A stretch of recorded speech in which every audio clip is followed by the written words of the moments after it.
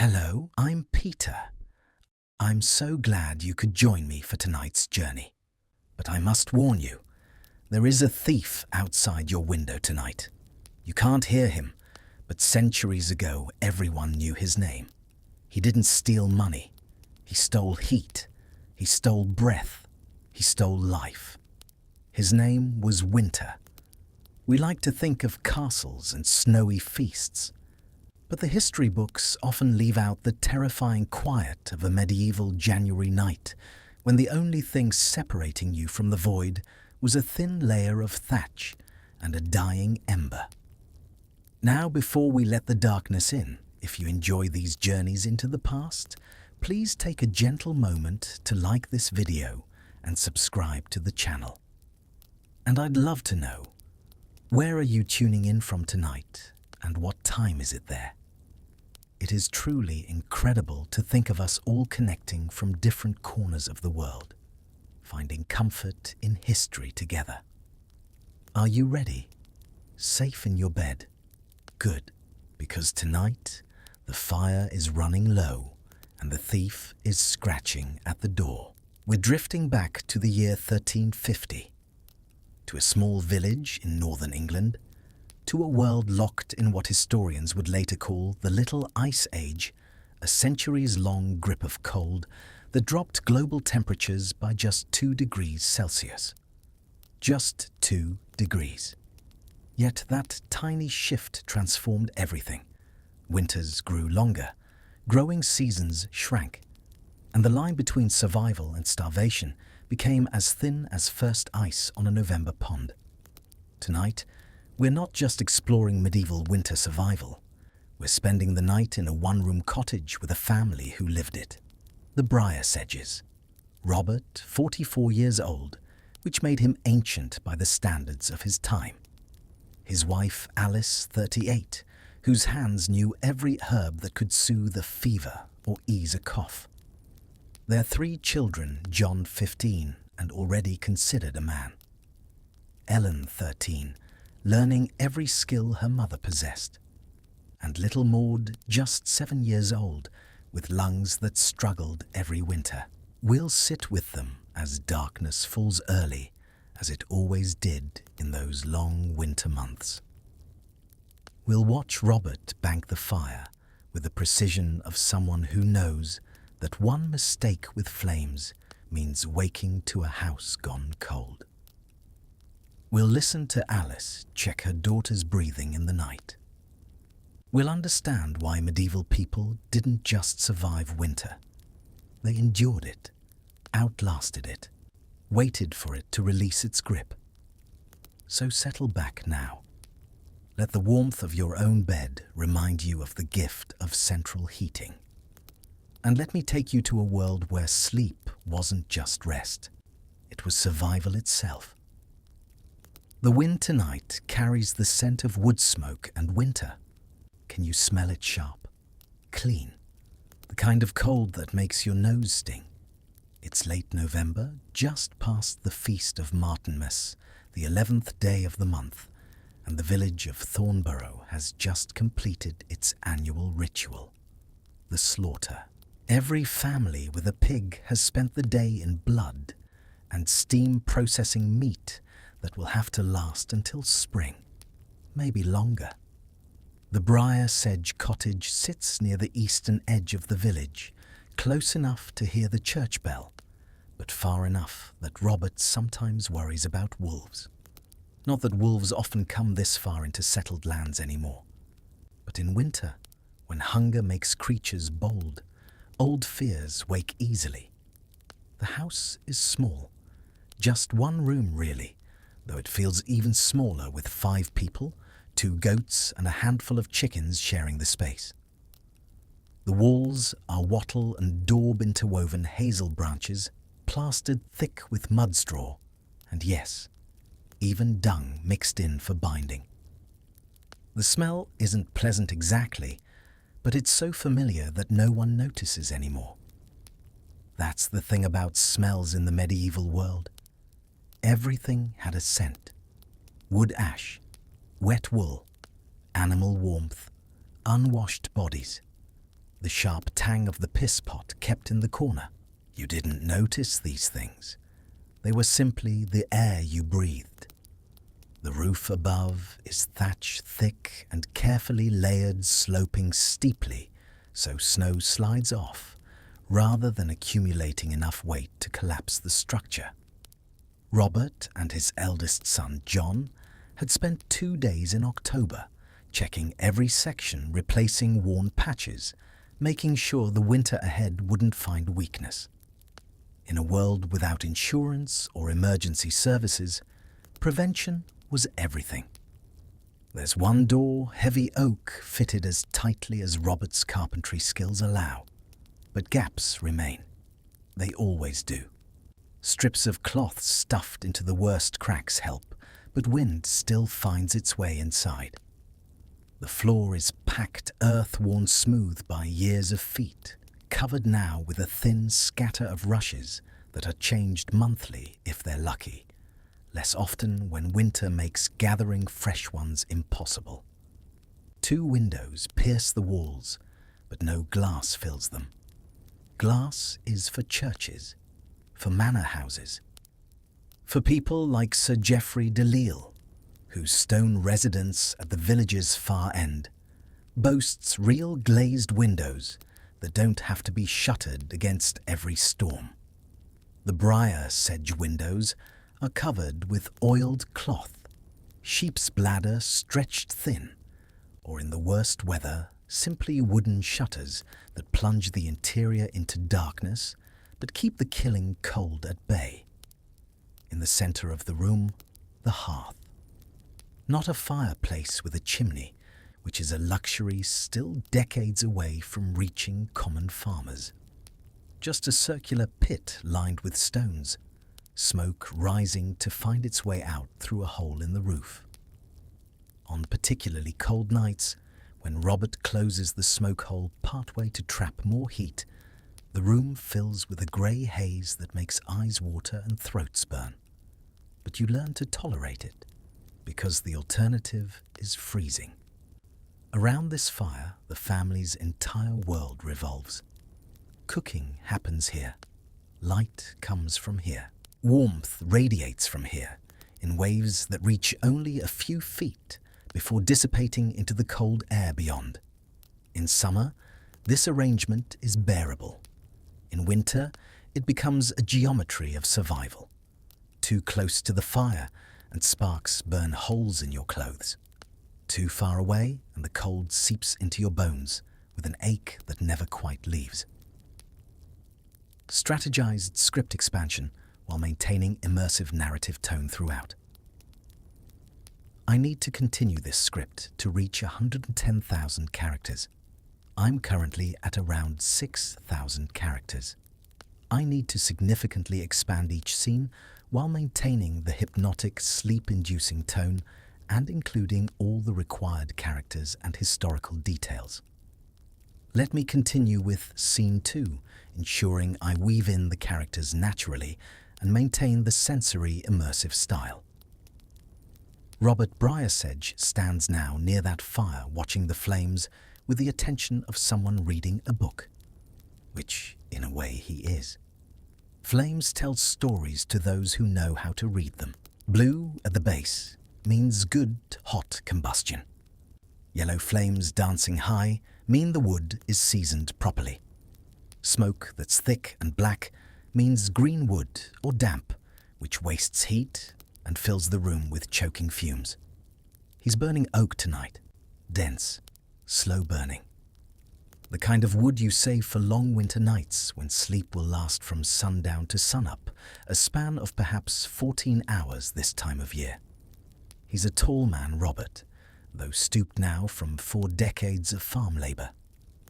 His hands are thick, scarred from woodworking, and fieldwork permanently stained with dirt that never quite washes clean. His hair, once dark, has gone grey at the temples. His beard, which he keeps trimmed shorter than is fashionable because Alice complains about its scratchiness, shows more grey than brown now. At 44, he's considered old. Many of his childhood friends are already dead. accident disease, the great famine of 1315 that he barely survived as a boy. He remembers that hunger, the way it hollowed you out, made you willing to eat things that would turn your stomach in better times. Bark, grass, things we won't detail here in the darkness. But tonight the family is fed. Not abundantly, but fed. The slaughter 2 days ago provided fresh pork a rare luxury.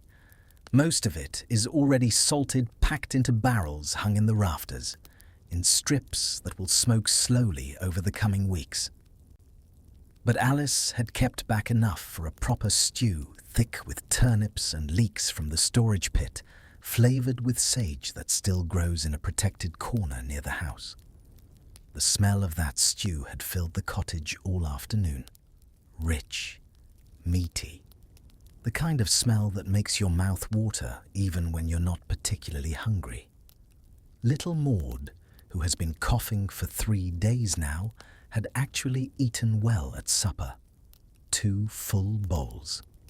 That had eased the worry lines around Alice's eyes, though not erased them. A child's cough in November can mean nothing, or it can mean everything.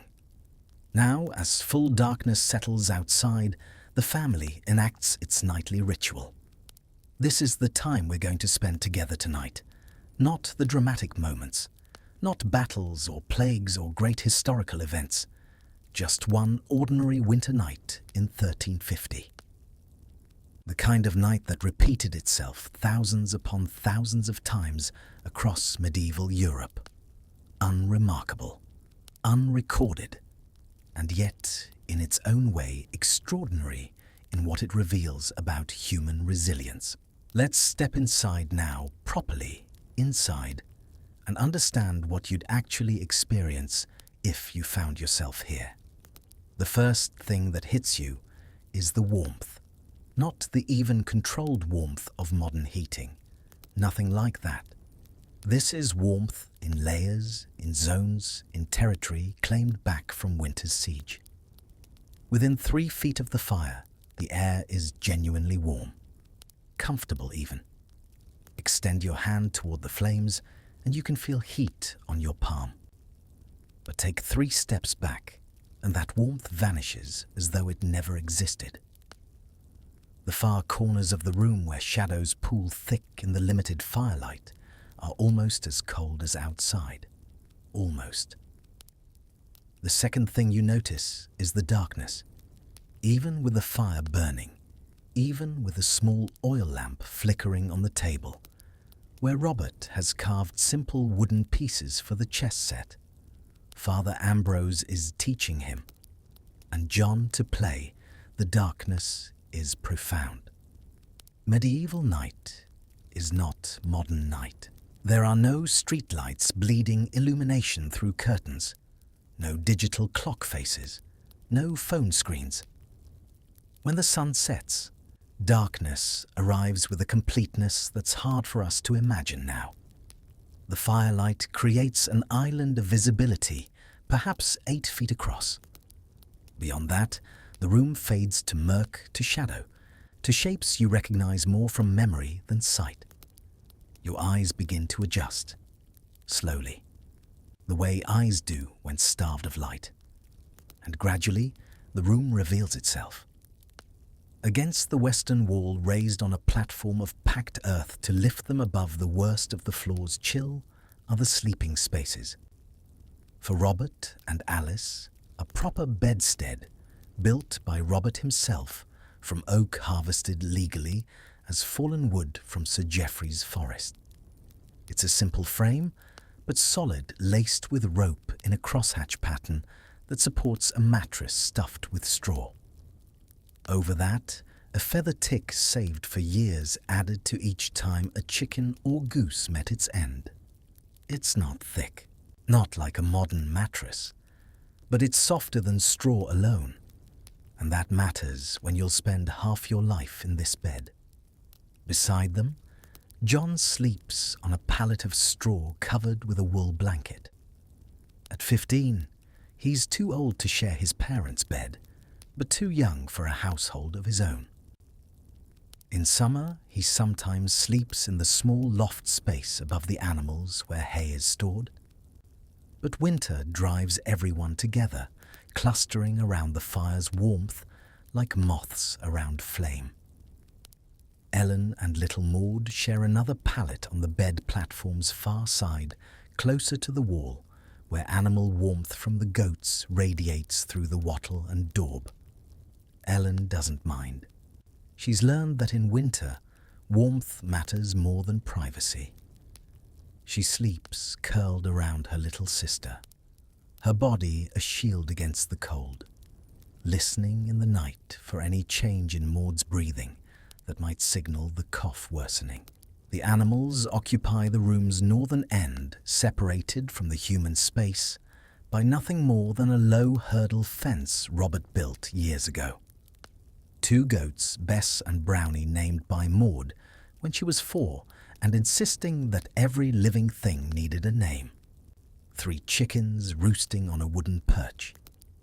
The animals are quiet now, settled for the night, their body heat a tangible addition to the room's warmth. It sounds strange, doesn't it? Living with livestock. But in medieval winter, survival strange made sense. Those animals could raise the interior temperature by several degrees. Degrees that meant the difference between waking to frozen breath on your blanket or merely uncomfortable cold. The smell. Yes, let's address that directly, because it's there. The sharp ammonia tang of animal urine. The earthier scent of manure which Alice shovels out daily and spreads on the frozen garden plot where it will break down slowly until spring planting. But humans adapt to smell with remarkable speed. Within minutes of entering, your nose adjusts. What seemed overpowering becomes background. And honestly, compared to the alternative, which is freezing to death in a pristine but cold house, the choice isn't difficult. Along the southern wall, Alice has arranged her domain. A rough table, its surface scarred from years of chopping and preparing food. Wooden bowls stacked neatly, spoons carved from horn, 2 knives, precious items that see daily sharpening. Clay pots containing precious salt, the expensive kind brought by old Jankin the chapman on his last autumn visit before winter closed the roads. More pots hold dried herbs, sage, thyme, feverfew, chamomile. Plants Alice harvested last summer, hung to dry, and now keeps close for cooking and medicine both. In the corner, barrels contain the winter's stores. Salted pork from the recent slaughter. Grain ground into flour at Gilbert Mills, grinding stones taxed heavily by Sir Geoffrey, but necessary nonetheless. Dried peas. Preserved apples, though those won't last past January. Root vegetables in a pit dug beneath the floor and lined with straw. Turnips, parsnips, carrots, onions. Things that can withstand cold and last through the hungry months. Hanging from the rafters, more food. Strings of onions, their papery skins rustling when anyone passes beneath. Bundles of dried herbs. Strips of meat slowly taking on the dark colour and hard texture of proper preserved food. A wheel of hard cheese made last autumn when the goats still gave milk freely. Now, in November, their milk has nearly stopped, won't resume until spring, when kids are born and the grass greens again. Let's pause on Alice for a moment.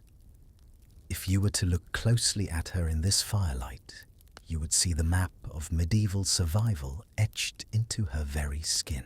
Her hands, resting now for the first time in 16 hours, tell the story better than any book. The knuckles are reddened from the cold water of the stream. The palms are calloused from the hoe and the broom. The skin is rough, cured by smoke and weather, like the leather of Robert's boots. By modern standards, they are hands that have suffered. But look closer. these are also the hands that soothe fevers. The hands that divide a loaf of bread into 5 equal portions with the precision of a jeweler ensuring everyone eats. The hands that mend wool so carefully that the wind cannot find a way through. Alice's personality isn't soft. Winter doesn't allow for softness, but it is fiercely, protectively durable. Her mind is a constant inventory, counting grains, measuring firewood, calculating calories. She carries the weight of the family's life in her thoughts every waking moment. And yet there is no bitterness in her face, only a quiet, steady determination. She is the hearth that doesn't burn out. In a world of ice, her deliberate care is the warmth that keeps them all alive. This is it. This single room. 20 feet by 20 feet, perhaps. 400 square feet containing everything the Briarsedge family owns. Everything they are. Their food, their shelter, their animals, their possessions, their lives. In summer, the door stands open. Children play outside. Work happens in the fields. The house is just a place to sleep. But winter transforms it. Suddenly, this small space must contain all of life. Waking and sleeping, eating and working. Privacy becomes a memory. Personal space, a luxury no one can afford. And yet, strange as it sounds, there's a coziness to it. A sense of security in the very closeness that would drive modern people mad within hours. Everyone you love is here. Everyone you'd want to protect. The fire burns, the walls hold. Outside, wind might howl and snow might fall, but inside, you're together. Medieval people understood something we've perhaps forgotten. That safety and comfort aren't about space or luxury. They're about warmth and nearness, and the sound of breathing in the darkness that tells you you're not alone. Let's step inside now, properly inside, and understand what you'd actually experience if you found yourself here. The first thing that hits you is the warmth.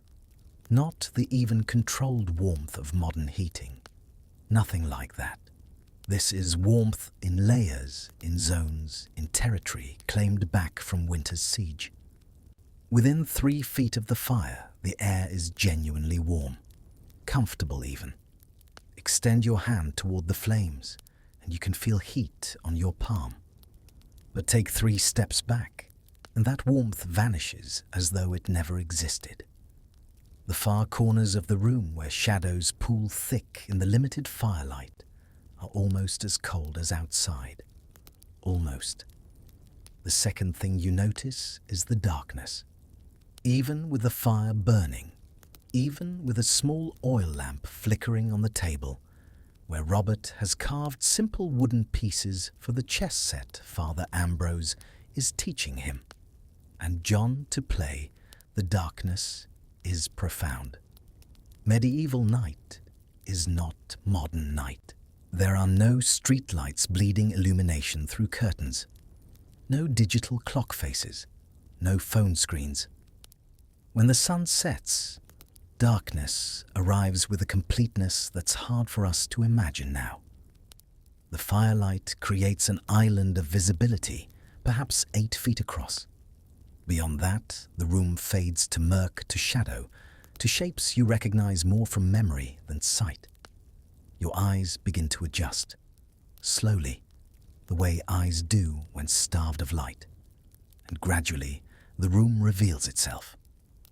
Against the western wall, raised on a platform of packed earth to lift them above the worst of the floor's chill, are the sleeping spaces.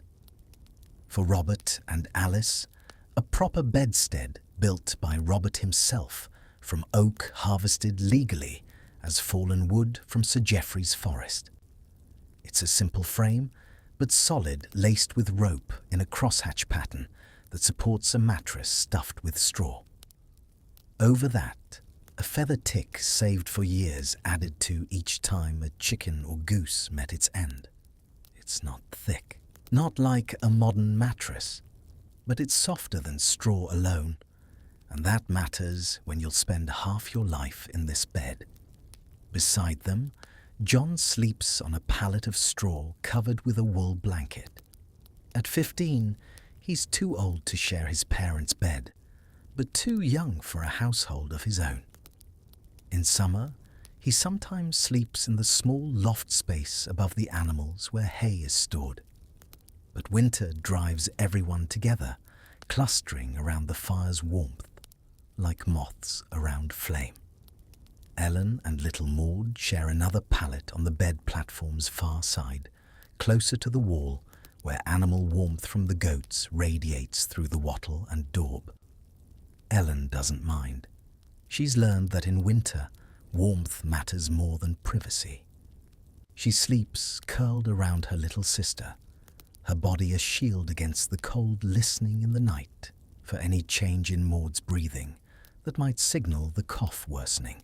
The animals occupy the room's northern end, separated from the human space by nothing more than a low hurdle fence Robert built years ago. 2 goats, Bess and Brownie, named by Maud when she was 4 and insisting that every living thing needed a name. 3 chickens roosting on a wooden perch. The animals are quiet now, settled for the night, their body heat a tangible addition to the room's warmth. It sounds strange, doesn't it, living with livestock?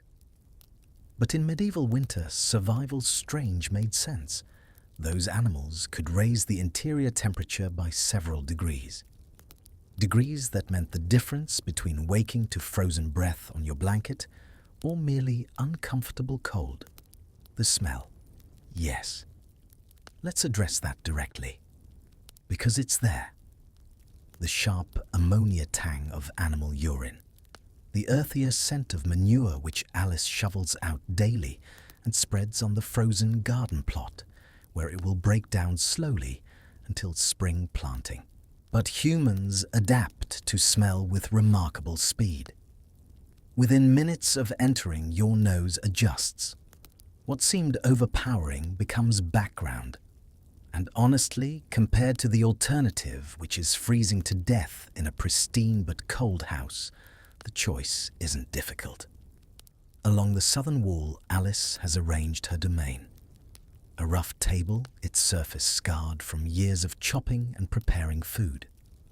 Wooden bowls stacked neatly, spoons carved from horn. 2 knives, precious items that see daily sharpening. Clay pots containing precious salt, the expensive kind, brought by old Jankin the Chapman on his last autumn visit, before winter closed the roads. More pots hold dried herbs, sage, thyme, feverfew, chamomile. Plants Alice harvested last summer hung to dry and now keeps close for cooking and medicine both. In the corner, barrels contain the winter's stores. Salted pork from the recent slaughter. Grain ground into flour at Gilbert Atmill's grinding stones, taxed heavily by Sir Geoffrey, but necessary nonetheless. Dried peas. Preserved apples, though those won't last past January. Root vegetables in a pit dug beneath the floor and lined with straw. Turnips, parsnips, carrots, onions. Things that can withstand cold and last through the hungry months. Hanging from the rafters, more food. Strings of onions, their papery skins rustling when anyone passes beneath. Bundles of dried herbs. Strips of meat slowly taking on the dark color and hard texture of proper preserved food. A wheel of hard cheese made last autumn when the goats still gave milk freely. Now, in November, their milk has nearly stopped, won't resume until spring when kids are born and the grass greens again. This is it. This single room. 20 feet by 20 feet perhaps. 400 square feet containing everything the Briarsedge family owns. Everything they are. Their food, their shelter, their animals, their possessions, their lives. In summer, the door stands open. Children play outside. Work happens in the fields. The house is just a place to sleep, but winter transforms it. Suddenly, this small space must contain all of life, waking and sleeping, eating and working. Privacy becomes a memory, personal space a luxury no one can afford. And yet, strange as it sounds, there's a coziness to it, a sense of security in the very closeness that would drive modern people mad within hours. Everyone you love is here, everyone you'd want to protect. The fire burns, the walls hold. Outside wind might howl and snow might fall, but inside you're together. Medieval people understood something we've perhaps forgotten. That safety and comfort aren't about space or luxury. They're about warmth and nearness, and the sound of breathing in the darkness that tells you you're not alone. Alice is preparing the sleeping spaces.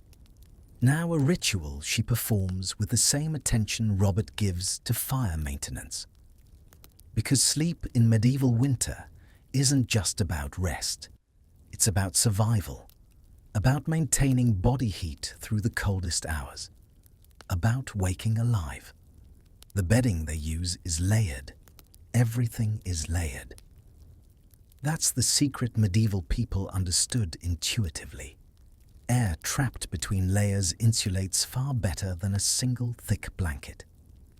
So Alice starts with a straw mattress. She's fluffed it just this morning, breaking up the compacted areas, redistributing the filling. Straw compresses over time, loses its loft, and becomes less effective as insulation from the cold below. Regular maintenance keeps it functional. Over the straw, the feather tick. This is a luxury, relatively speaking. Many families sleep directly on straw, but Alice has been patient collecting feathers for years. Every chicken that reaches the end of its laying life contributes its plumage. The goose they had 3 winters ago, when times were better, provided a particular windfall. Duck feathers from the rare wild ducks John manages to trap. It's not thick, this feather layer, maybe 2 inches at most. But those 2 inches, those trapped pockets of air between downy feathers, make the difference between shivering misery and bearable sleep. The blankets are wool. Sheep's wool, undyed, unwashed beyond the initial processing. It retains its lanolin, which makes it somewhat water-resistant and helps it maintain insulating properties even when damp from breath and body moisture. Alice has 3 blankets for the main bed. Robert insisted they spare the expense for the wool years ago, and she's never regretted it. 3 wool blankets layered will keep you alive in temperatures that would kill you naked. For John's palate, 2 blankets. For the girls, 2 more, plus. The girls sleep together, sharing body heat. Little Maud, who's always cold, sleeps sandwiched between her sister and the wall where goat warmth radiates through. Ellen doesn't mind. She remembers being 7, being the youngest before Maud was born, being the one who needed extra warmth. Alice checks on Maud now. The child is already lying down, though sleep hasn't taken her yet. Her eyes are open, reflecting firelight. Her face is flushed. Alice touches her forehead. Warm. Not feverish. Not yet, but warmer than she'd like. The cough is there too, a slight wheeze in the breathing that Alice's trained ear catches immediately. "How do you feel, little one?" Alice asks softly. "Tired," Maud whispers, "and my chest hurts when I breathe deep." Alice nods. She's been expecting this. 3 days of coughing usually leads to chest congestion. The question is whether it will worsen or stabilize.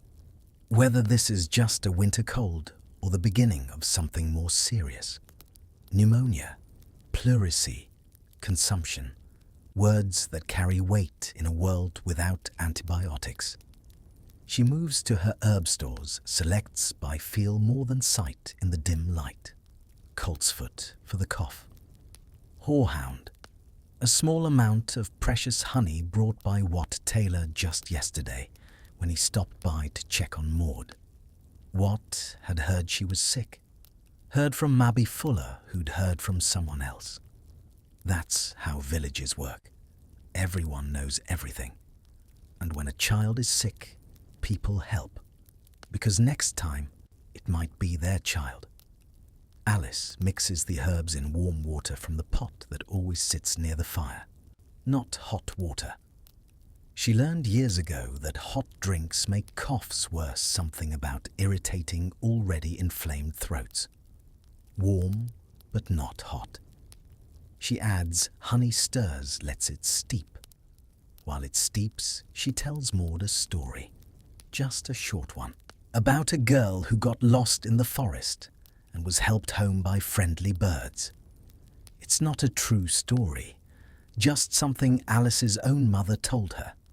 But Maud likes it, and distraction helps with the medicine taking that will come next. Robert, meanwhile, is arranging his own bedding. He's methodical about this. The bottom blanket tucked tight under the mattress on all sides, creating a pocket. The second blanket on top, looser. The third folded at the foot, ready to pull up if needed during the night. His clothes he'll keep on. Everything except boots. Medieval people don't have pajamas. The very concept would puzzle them. You sleep in your day clothes or in your underlinen if you're wealthy enough to have such things. The clothes themselves are insulation. More layers. His boots, though, those he removes. Wet leather against skin all night leads to problems. Rot, fungus, frostbite in extreme cold. So the boots come off, placed near enough to the fire to dry, but not so close they'll scorch. In the morning, they'll be stiff, need warming before they're comfortable. But that's morning's problem. John is settling onto his own pallet, pulling his blankets around him in the particular way teenage boys do, all elbows and efficiency. He's tired, genuinely tired. The kind of tired that comes from physical labor in cold air. Today, he helped Wat Taylor repair a section of fence damaged by falling snow-laden branches. Before that, he'd spent the morning splitting kindling. Afternoon brought more chores, checking the woodpile for rot, moving supplies from the outer storage shed into the cottage before snow makes access difficult, carrying water from the well, breaking through the skim of ice that forms on it now every night. He'll sleep deeply tonight, the sleep of youth and exhaustion. Nothing will wake him until Robert stirs in the early morning darkness to rebuild the fire. Ellen is braiding her hair. You keep your hair braided at night. It tangles less. And in winter, tangled hair means time spent near the fire with a comb. Time you might not want to waste heat on. Practical considerations govern everything.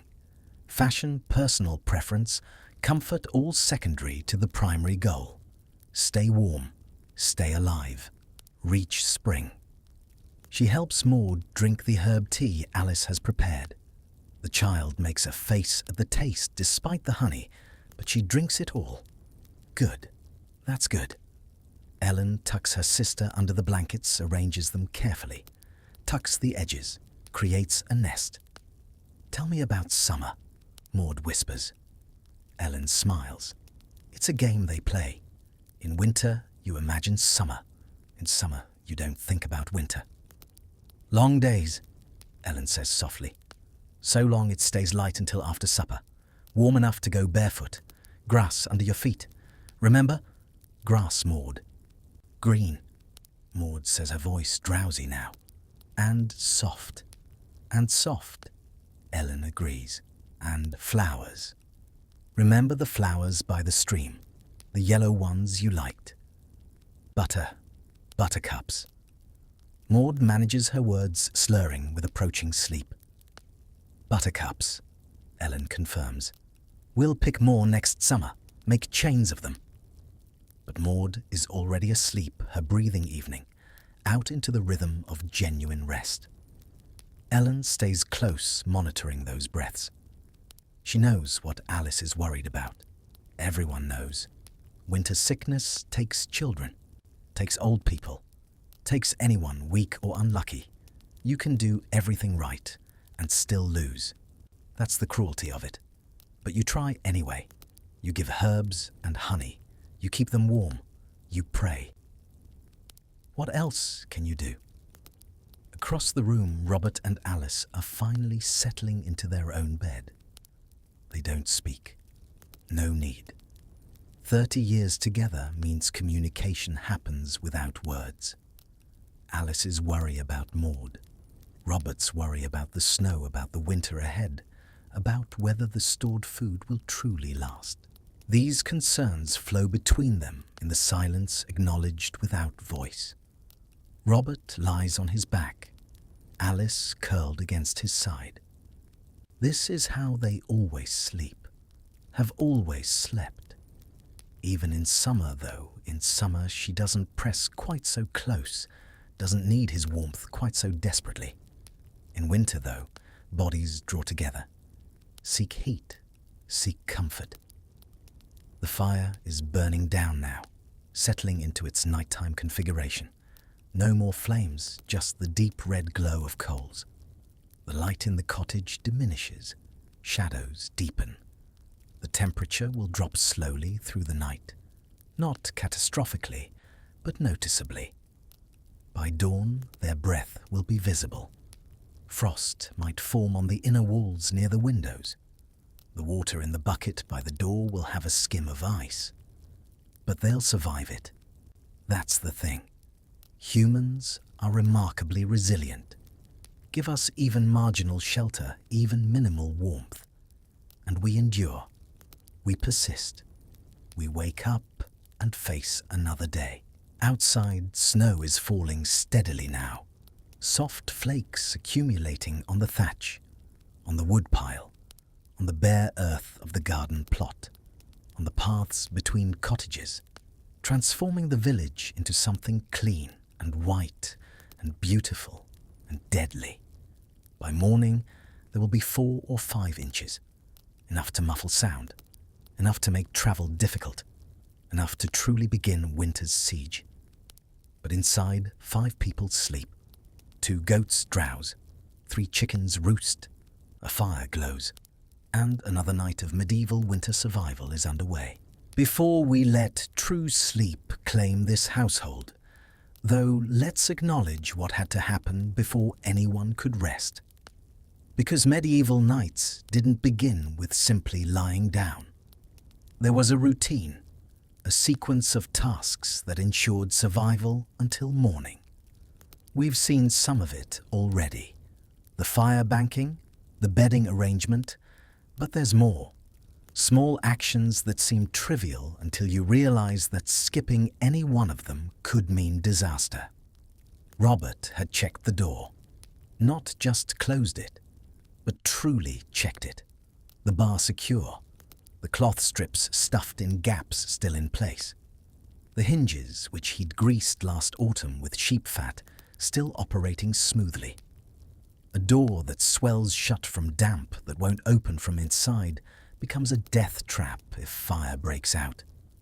A door that won't stay closed lets in cold that can kill almost as surely as flames. He'd checked the smoke hole too before full dark made climbing to the roof dangerous. The opening is there, clear, not blocked by a bird's nest or blown debris, because a blocked smoke hole means smoke accumulation, and smoke kills, silently. While you sleep, it's happened. Everyone knows stories. The family 3 villages over, the old widow who lived alone, the couple who didn't check. So you check. Every night, even when you're tired, even when checking means going outside into cold, even when you're certain it's fine. You check anyway, because the alternative is dying in your sleep. Alice had secured all food that might attract rodents. Not that they can completely prevent mice and rats. Those creatures are facts of life, ubiquitous. Uninvited guests who steal grain and gnaw through wood and leave droppings everywhere. But you don't make it easy for them. Food gets sealed in barrels with tight-fitting lids. Cheese hangs from the rafters, where even an ambitious rat would struggle to reach. Anything that might tempt doesn't lie loose on the table. She'd also banked the coals in the fire pit with ashes. This is a trick, a skill. You rake ashes over the hottest coals, not to extinguish them, but to slow their burn, insulate them, let them smoulder rather than flame. Done properly, those coals will stay alive all night, hot enough that morning fire starting becomes a matter of pushing aside ash and adding kindling rather than the laborious process of striking new fire with flint and steel. Because starting fire from scratch is work, real work. It requires flint, which they have, steel, which they have, char cloth, which Alice makes by charring linen scraps in a sealed container until they'll catch the slightest spark, tinder of dried grass or wood shavings, kindling of small dry twigs, larger sticks, then finally the logs. The whole process can take 10 or 15 minutes. In winter, cold with stiff fingers longer. So keeping coals alive through the night isn't convenience, it's survival strategy. John had made one last check on the animals. The goats have enough hay within reach, not a full feeding. They can't afford to waste hay, but enough that the goats won't be restless. In the night, won't start bleating and wake everyone. The chickens are roosted close together on their perch. He'd counted them without thinking about it. 3. All 3 accounted for. Sometimes a weasel gets into the blood frenzy that makes weasels kill far more than they can eat. Finding a dead chicken in the morning is a small tragedy. Lost eggs, eventually lost meat. And in winter, you can't afford to lose anything. He'd also checked that the water bucket inside the house was full. By morning, it will have ice on the surface. But underneath, liquid water, enough to start the day, to make the morning porridge, to wet Alice's herbs for medicine, to wash faces if they bother with such niceties in winter. Water is heavier in summer when drink flows freely. In winter, it becomes something you think about, plan for, conserve. Ellen had placed the chamber pot where everyone could find it in the dark. This is important. Sounds funny maybe.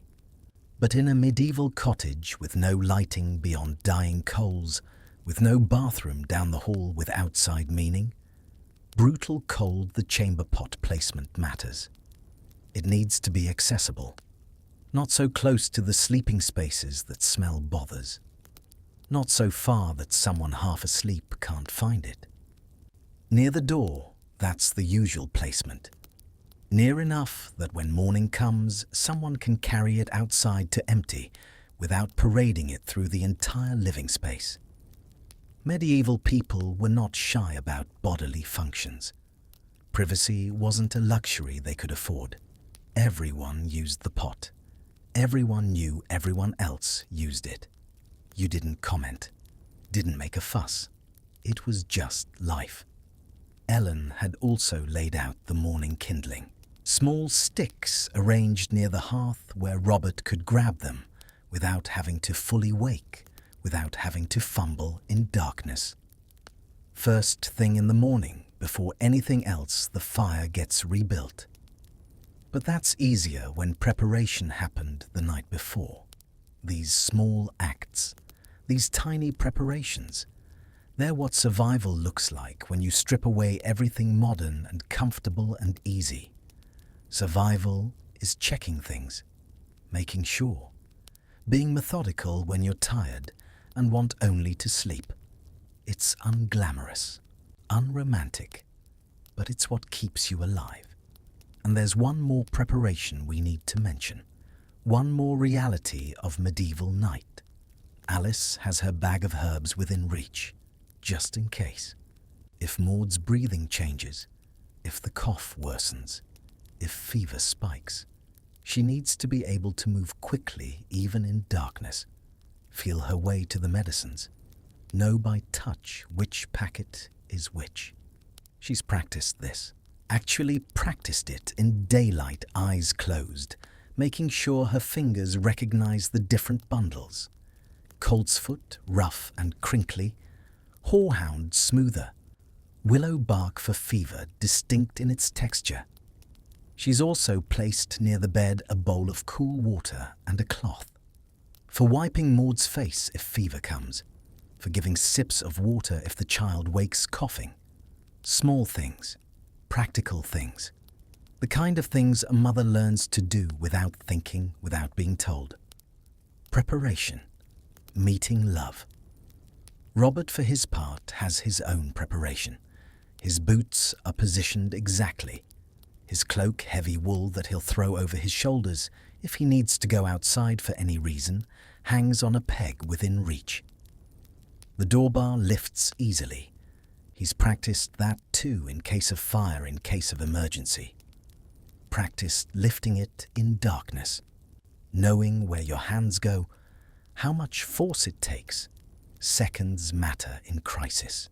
And with these preparations complete, with every small task done, with every precaution taken, finally, the family can rest.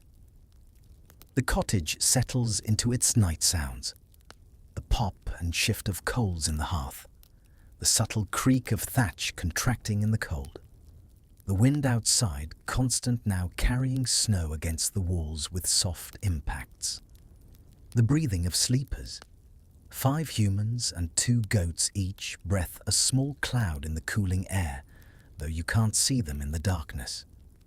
This is medieval sleep, not the unconscious rest of modern bedrooms with their thermostats and security and certainty, but a lighter sleep, a vigilant sleep, part of you always listening, always ready to wake if something changes, if the fire goes out completely, if an animal makes a wrong sound, if a child coughs the way that means danger. You sleep, but you're never entirely gone, never entirely unguarded, because your environment is not controlled, not safe, just managed, just barely held at bay. And in that management, in that constant vigilance, there's a kind of triumph. Not happiness exactly, not comfort, but something deeper. The knowledge that you're surviving, that your family is warm, that the night will pass and morning will come, and you'll all still be here. It's enough. It has to be enough, because it's all you have. Let's talk about what it really means to experience darkness the way medieval people did. Because this is something we've lost, something that's hard even to imagine now. You're lying there in bed, the cottage around you, and it's dark. Not kind of dark, not I can still make out shapes dark, but truly, profoundly dark. The coals in the hearth give off a faint red glow, barely enough to navigate by if you know the space intimately. But that's it. That's all the light there is. No streetlights glowing through windows. No digital clocks casting blue illumination. No phone screens. No standby LEDs on appliances.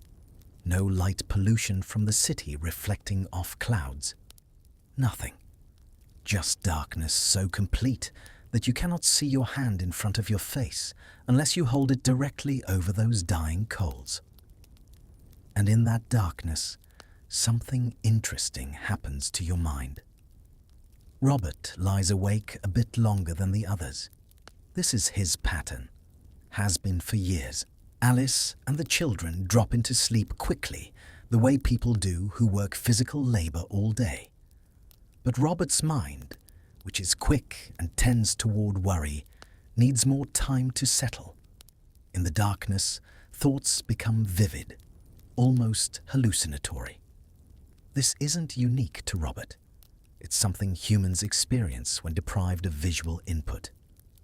The brain starved of sight compensates by amplifying internal imagery. Memories become more real. Worries take on shape and weight. The boundary between thinking and dreaming blurs. Robert thinks about the winter ahead. He's done his calculations. The salt pork should last until late February if they're careful. The grain, if they stretch it, if they don't mind being hungry, will reach March. Maybe. The root vegetables in the pit, those are good until April, probably. But there's always a gap. That hungry time between when winter stores run low and spring food becomes available. The hunger gap. Though no one calls it that, they just know it. Feel it. Dread it. He thinks about the Great Famine. He was just a boy then, maybe 8 years old. The year 1315. It had rained and rained that summer. Rained so much the grain rotted in the fields. Harvest failure. And then the next year rain again. 2 years of failed harvests. People started dying in the spring of 1316. Not from cold. From hunger. Actual starvation. He remembers things he wishes he didn't remember. His mother boiling leather. The taste of it. Like chewing dirt. People eating their seed grain, the grain that should have been planted, because the present hunger overwhelmed thoughts of future planting. His friend Alan, who just stopped moving one day, died sitting up, too weak even to lie down. The village lost maybe 1/3 of its people that year, maybe more. The very old went first, then the very young, then the sick, then the unlucky. Robert survived because his father, who died himself that winter, gave Robert his own portions. Just handed over food and said, "Eat this," and watched while Robert ate, never taking any for himself. That's what survival costs sometimes. Someone's sacrifice. He's older now than his father ever got to be. He's got 3 children of his own. And the thought that keeps him awake in the darkness is simple. Would he do it if it came to that? If choice became necessary, could he starve so they could eat? He thinks he could. He hopes he could. But hoping isn't knowing. And in the darkness, uncertainty grows large. Alice beside him isn't fully asleep either. She's entered that state between waking and sleeping, where you drift, where thoughts become strange and looping. She's listening to Maud breathe, counting the breaths without consciously deciding to count them. 22, 23, 24, a slight catch on 25. Nothing serious, just the wheeze of chest congestion. But she notes it, files it away in the part of her mind that never fully rests when a child is ill. She's thinking about Mabby Fuller's boy, the one who died last winter, just 5 years old. Started with a cough like Maud's. By the 3rd day, fever. By the 5th day, he couldn't breathe lying down, had to be propped up. And on the 7th day, he just stopped fighting, went quiet, and then went still. Mabba hasn't been the same since. No one mentions it. But everyone sees it, that hollowness behind her eyes. That way she looks at other people's children with something between longing and resentment. Alice tells herself, this isn't that. Maud is stronger. The herbs will work. This is just a cold, just winter congestion. But in the darkness, certainty becomes slippery. Fear finds footholds. She prays, silently, not formally. Just a running conversation with God or Mary or both. Please, please let her be all right. Please. I'll be good. I'll be better. I'll accept whatever you require. Just please. please. Medieval faith wasn't abstract. It was immediate, personal, transactional even. You bargained with God, offered things, promised penance. It wasn't dignified or theological. It was desperate. The prayer of people who had no other recourse. John on his pallet has already achieved deep sleep. He dreams, strange dreams that he won't remember. Something about the forest, about tracking a deer through snow, about Father Ambrose teaching him chess moves that make no sense, pieces that move in impossible directions. Dream logic. He's at the age where his body is still growing, still needs massive amounts of sleep.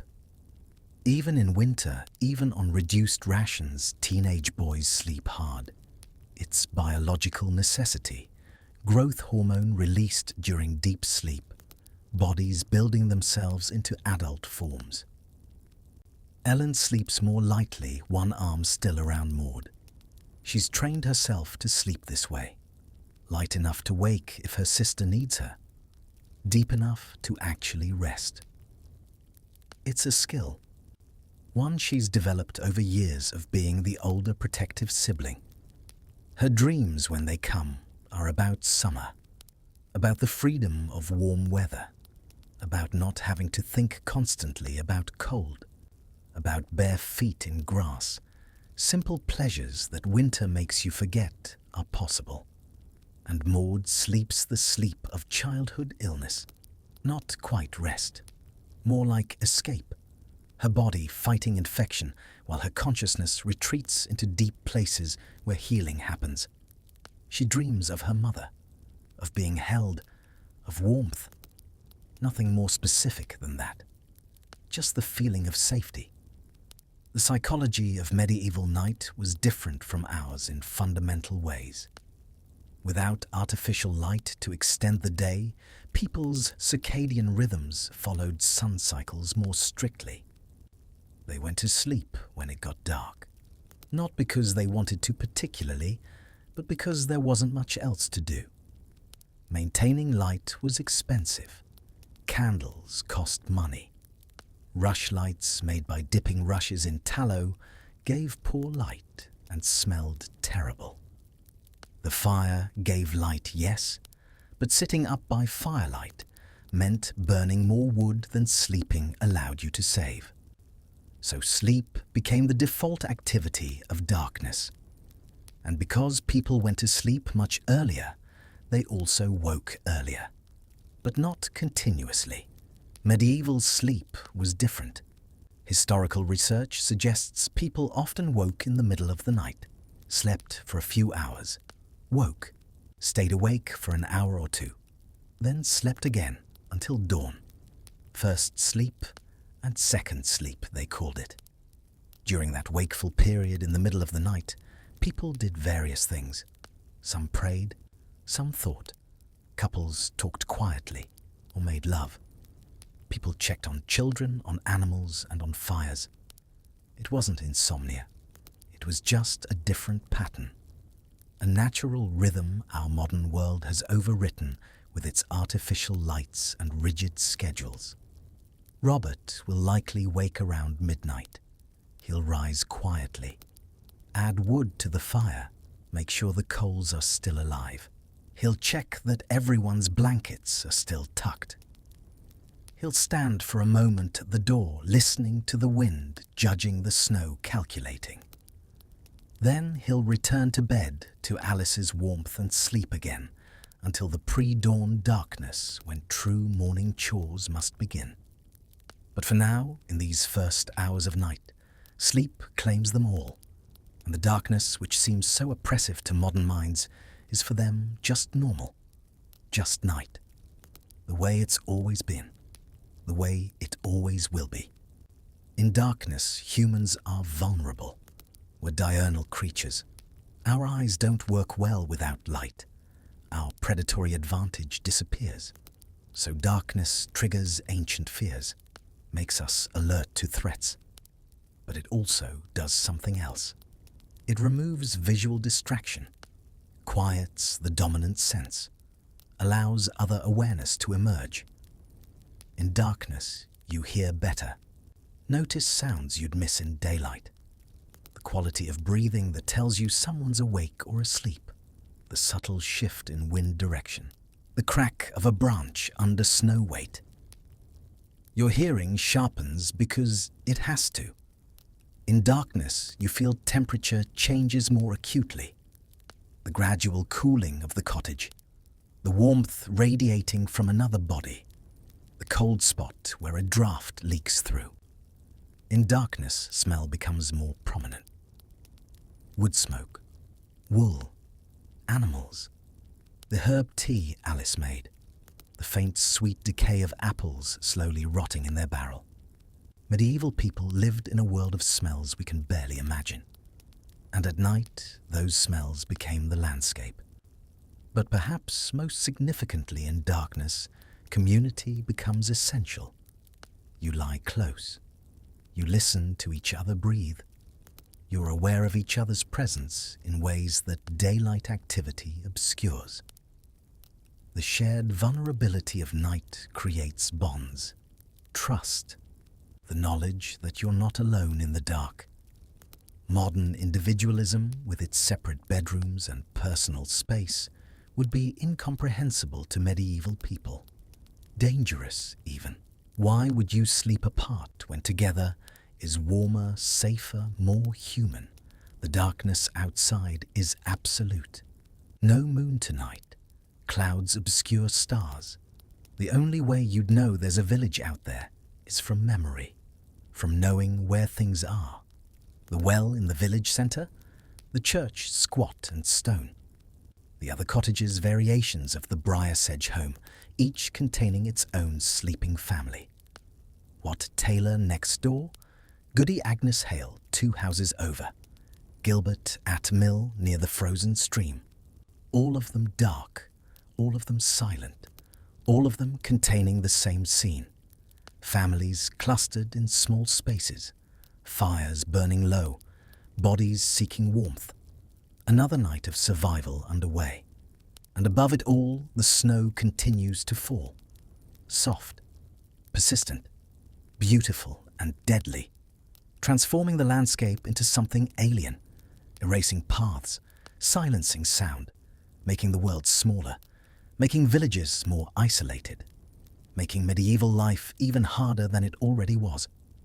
But inside, in the darkness, in the warmth of shared space and shared breath, life continues. Hearts beat, lungs fill and empty. Dreams flutter in sleeping minds, and the long night slowly, slowly passes. Let's drift now into something deeper, a memory from just 2 days ago that shaped this family's entire winter survival. The Martinmas slaughter, an event so significant in medieval life that it deserves full understanding. November 11th, the feast of Saint Martin of Tours. On the church calendar, just another saint's day.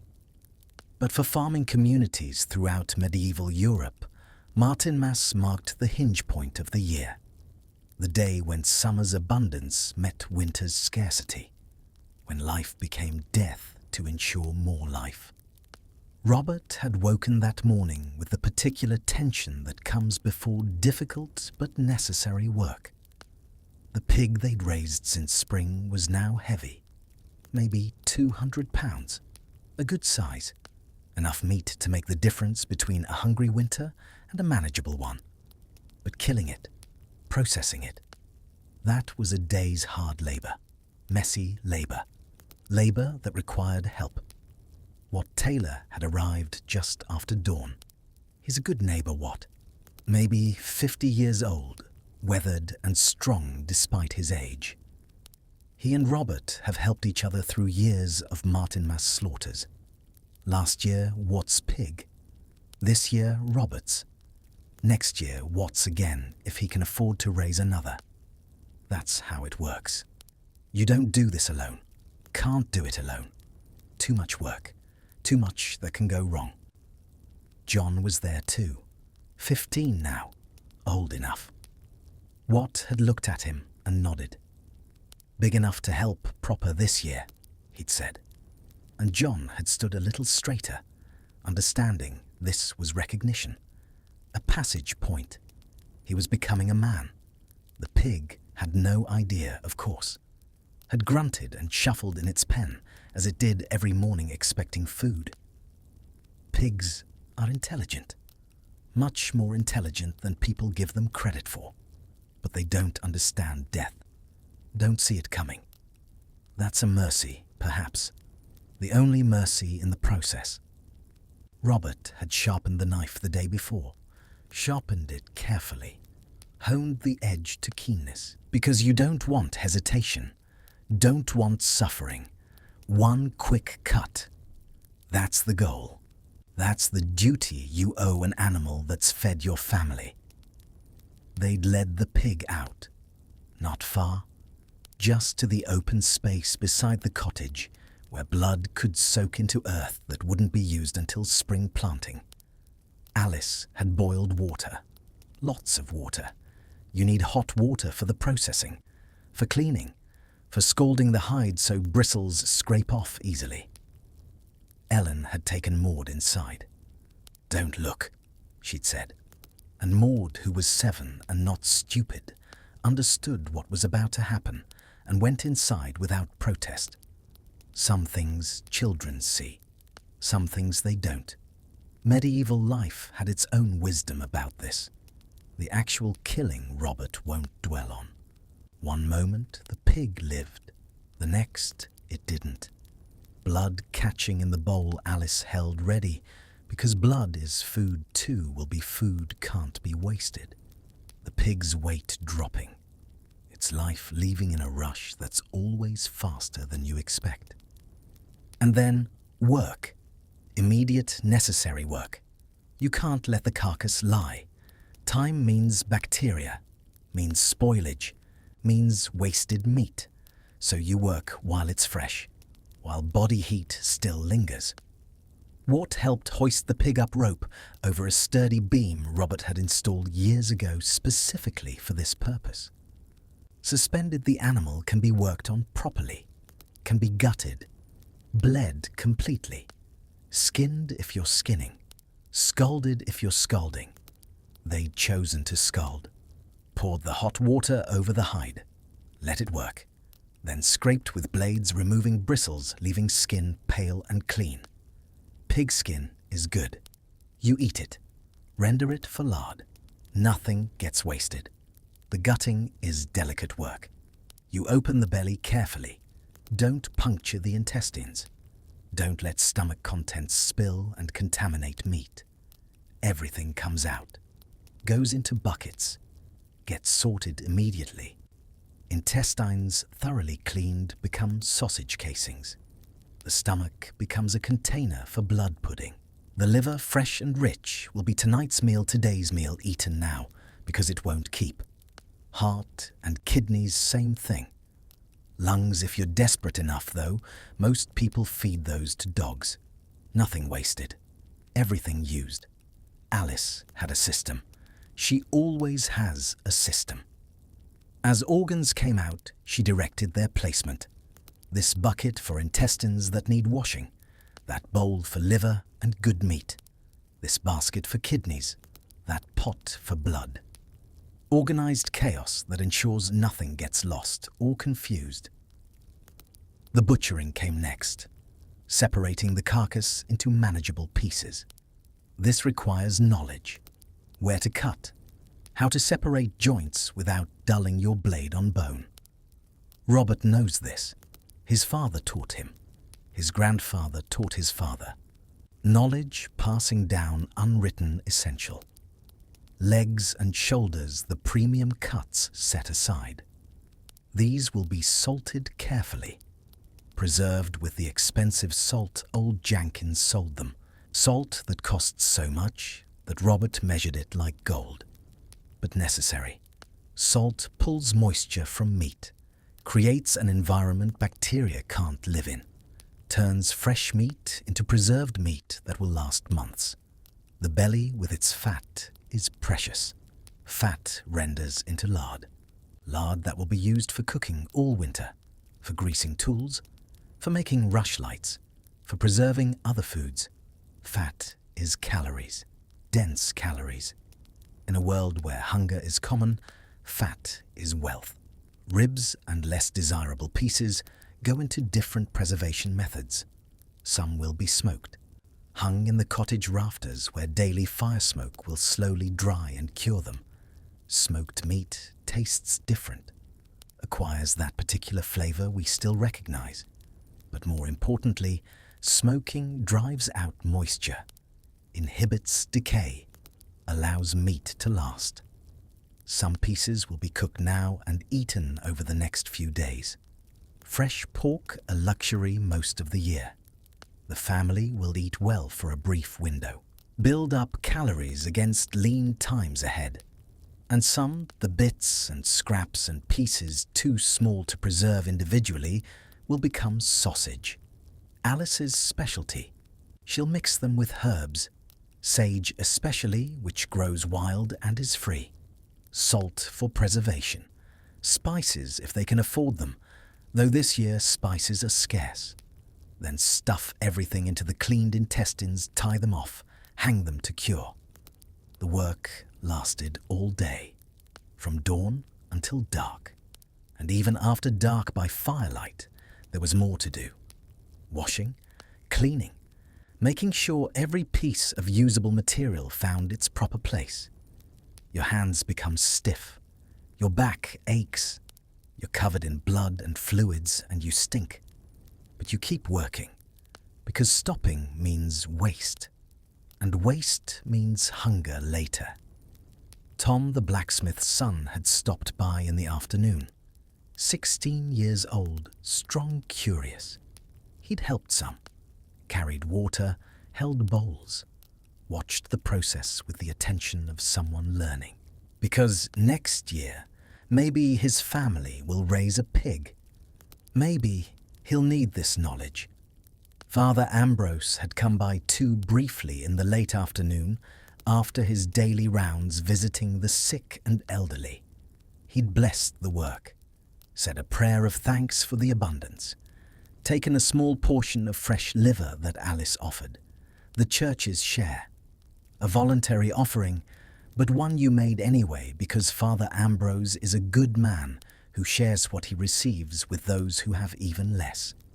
Goody Agnes Hale. The old widow who lives 2 doors down had received a portion too, a piece of the shoulder, small but meaningful.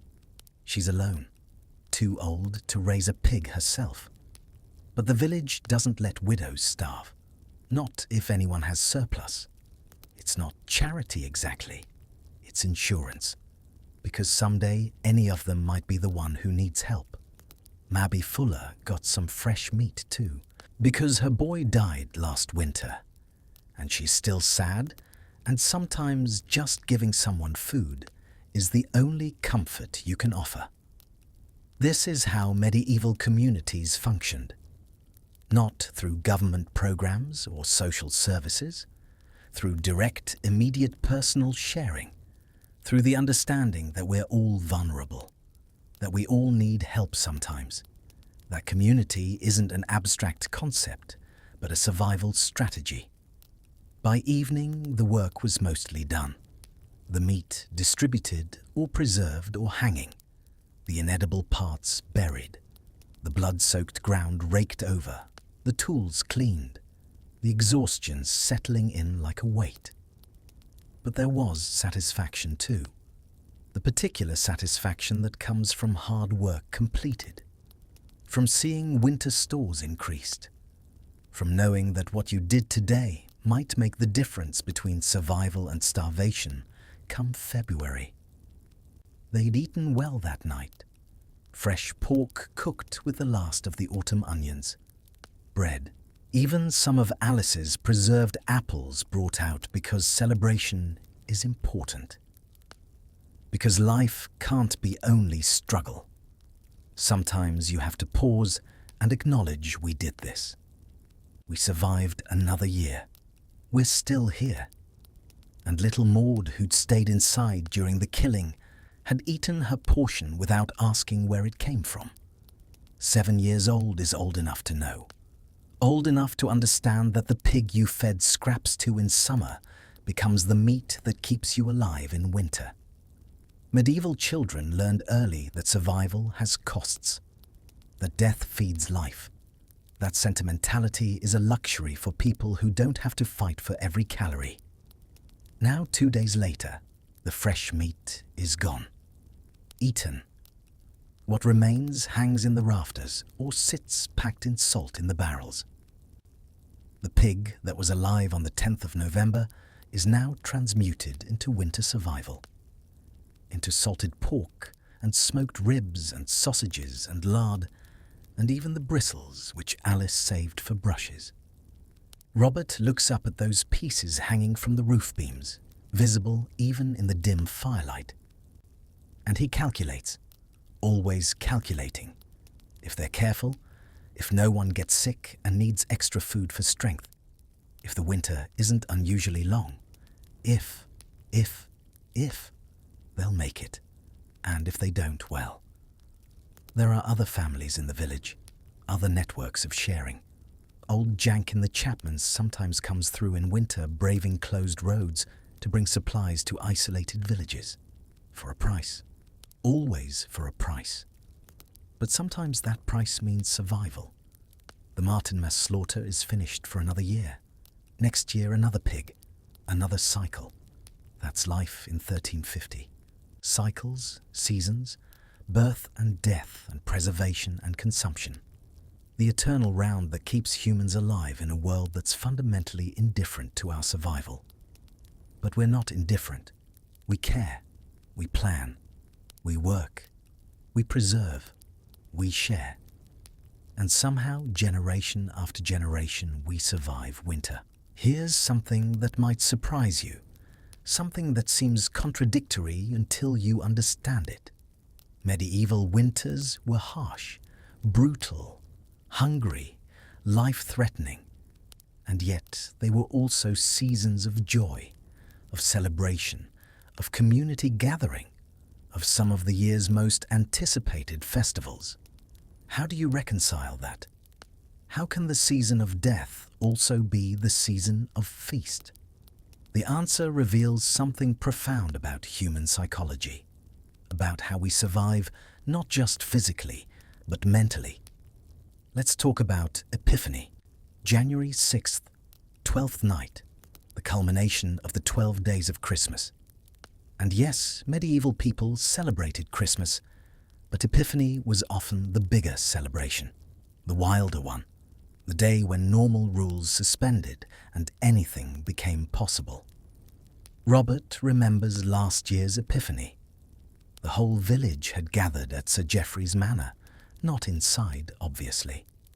Peasants didn't enter the Lord's Hall, but in the courtyard. And Sir Geoffrey, to his credit, had provided a barrel of ale, bread, even some meat. Lords understood that generosity bought loyalty, that feeding your peasants in January meant they'd work harder in June. But the real magic of Epiphany wasn't the food. It was the game, the king of the bean. Someone, usually the priest, would bake a special cake. And inside that cake, hidden was a single dried bean, or sometimes a coin. The cake would be divided among the men of the village, and whoever got the piece with the bean became for that night the king of the bean, the mock king, the lord of misrule. And here's where it gets interesting. That king could give orders, could tell the real lord what to do, could demand things, and the real lord had to obey, or pretend to obey at least. It was all in fun, all acknowledged as temporary. But for one night, the social order inverted. The lowest became the highest. The powerless became powerful. Tom, the blacksmith's son, had won last year. Young, barely 15 then, and suddenly king. He'd ordered Sir Geoffrey to pour him ale, to bow, to call him Your Majesty. And Sir Geoffrey had done it, had laughed and played along because this was tradition. This was the release valve that kept resentment from building to an explosion. And everyone had laughed, had drunk, had eaten, had for one night forgotten that they were cold and hungry and would be cold and hungry again tomorrow. Had been, however briefly, something other than serfs bound to land they didn't own. This is the mystery. This is what we've lost, perhaps. The understanding that joy doesn't require comfort, that celebration isn't about having everything, it's about having community, about shared rituals that acknowledge both hierarchy and its absurdity, about laughter in the face of hardship. Medieval winter was full of these moments, not daily, not even weekly, but regularly enough to matter, to give people something to anticipate, to survive toward.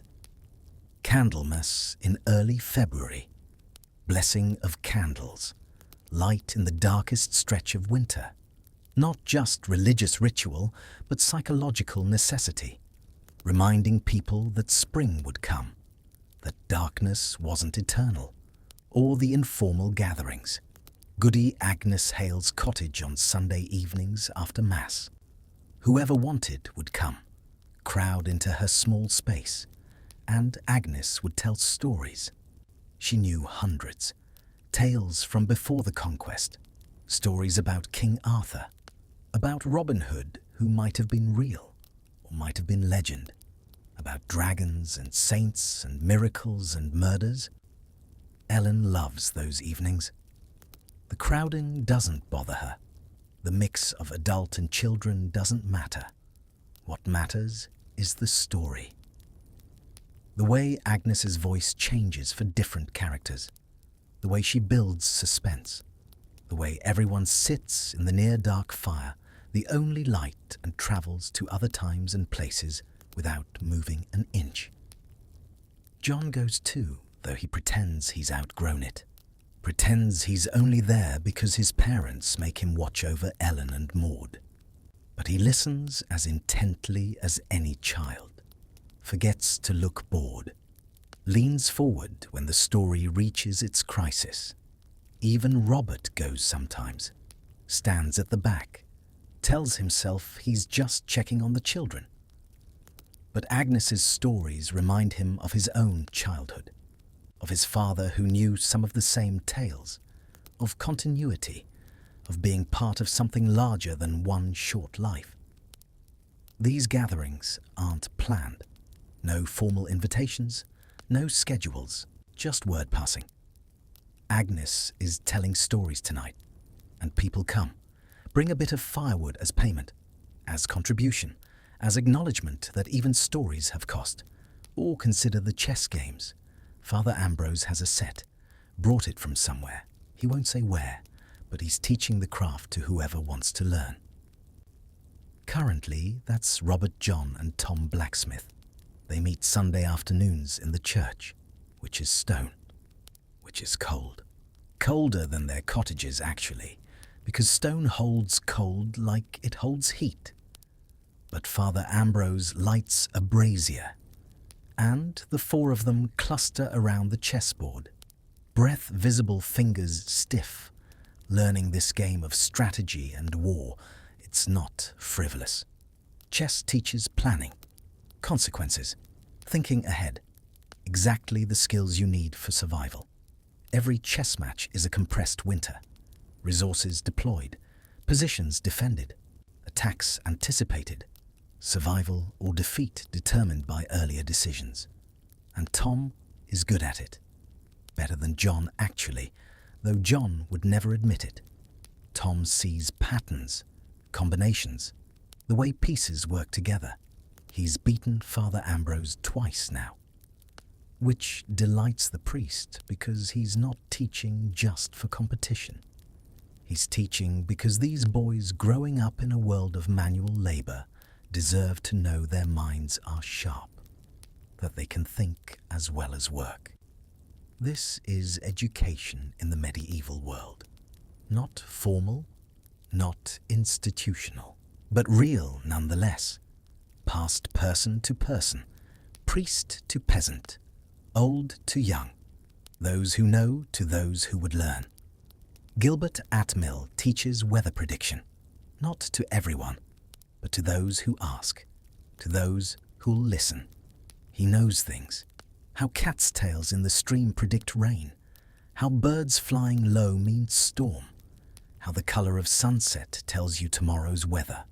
Lore accumulated over decades. Knowledge that sounds like superstition, but actually works at least partially because it's based on observable patterns, even if the mechanisms aren't understood.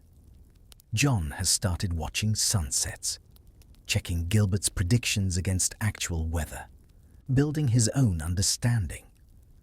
Because someday he'll need to know. Someday he'll be the father worrying about crops and livestock, and when to plant and when to harvest. The apprenticeship has already begun. Alice teaches Ellen and Maud, though the teaching happens through doing rather than formal lessons. Ellen watches her mother preserve food, mix medicines, identify herbs, make cheese from the limited milk supply, spin wool, weave, mend, the 1,000 skills that make a household function. And Maud, even at 7, even sick, absorbs this knowledge, watches with sharp eyes, asks questions. Why that herb? How much salt?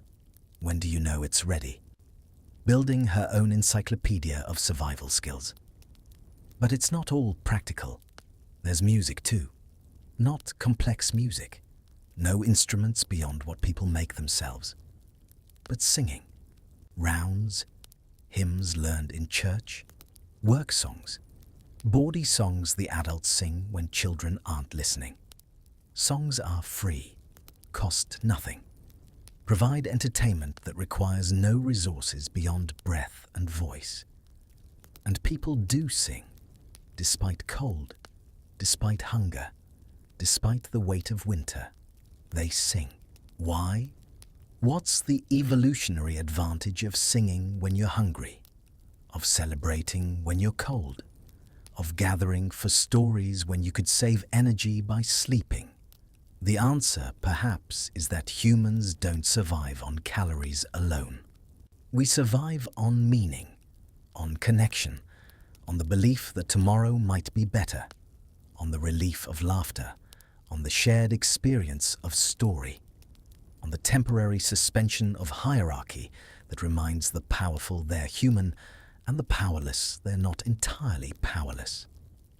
Medieval winter festivals and gatherings weren't extras, weren't luxuries. They were survival tools as essential as stored food and warm clothing. They kept people sane, kept despair at bay, gave structure to time that would otherwise be an undifferentiated stretch of cold darkness. And they created bonds. When you've sat in Goody Agnes's cottage listening to stories, you're not just neighbours anymore. You're community. When you've laughed together at Epiphany's inversions, you're not just lord and peasant. You're participants in something larger.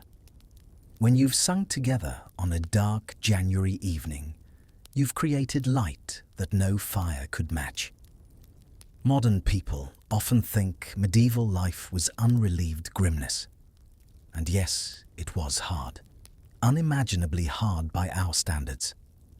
But humans have always known how to find joy in hardship, how to create meaning in difficulty, how to laugh while cold and celebrate while hungry. Because the alternative isn't stoic endurance, it's despair, it's giving up, it's not surviving. So they celebrated, they told stories, they sang, they played games, they inverted hierarchies for a night, they lit candles in February darkness. They did all the things that make life worth living, even when life is hard. And in doing so, they survived not just physically, but as full human beings, as people who could look back on a winter and remember not just the cold and hunger, but also the night Agnes told the story about the dragon, The night Tom was king. The sunset that was so red, Gilbert predicted accurately the next day's snow. The song Alice sang while spinning wool. The way the chess game with Father Ambrose made you forget you were freezing. These moments, these small defiances against winter's weight, these were as important as food. Maybe more important, because food keeps your body alive. But joy connection meaning these keep your soul alive. And both matter. Both are essential. Both are what make us human. It's deep night now, past midnight, into that strange time when night is most itself, most quiet, most dark, most cold. Robert wakes, not suddenly, not alarmed, just the natural surfacing that happens in his own rhythm. He lies still for a moment, assessing. The fire still has coals. Good. The cold. Present, but not crisis level. Manageable. His family. He listens. Alice breathing steady beside him. John's heavier breathing from the pallet. Ellen and Maud tangled together, the sound of two rather than one telling him both are present, both accounted for. He rises carefully. Doesn't want to wake anyone. His body knows how to move in darkness. Feet finding floor. Hand finding the blanket's edge to lift rather than pull Alice's portion away. Standing without creaking joints is beyond him at 44, but he minimizes the sound anyway. The cold hits him immediately.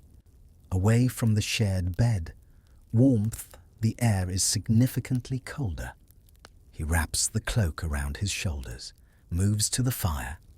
The coals are deep red, still good heat in them. He pushes aside the ash covering with a stick, adds kindling, small twigs that catch quickly, waits for flame, adds slightly larger pieces, building gradually, never smothering the young flame with too much too soon. This is muscle memory now. He could do it blind, which essentially he is. The growing flame provides light, but barely. Enough to see his immediate area. Enough to avoid stepping on things. Not enough to truly illuminate. While the fire rebuilds itself, Robert checks the windows. Ice has formed on the cloth covering. That's expected.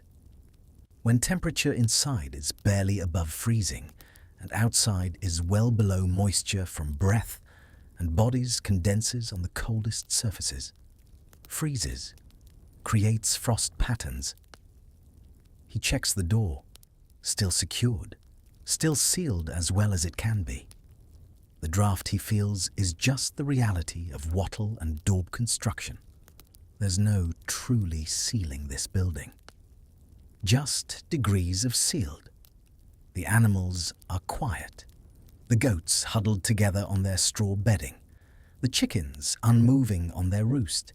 Even animals know that in winter, movement means heat loss, still means warmth conservation.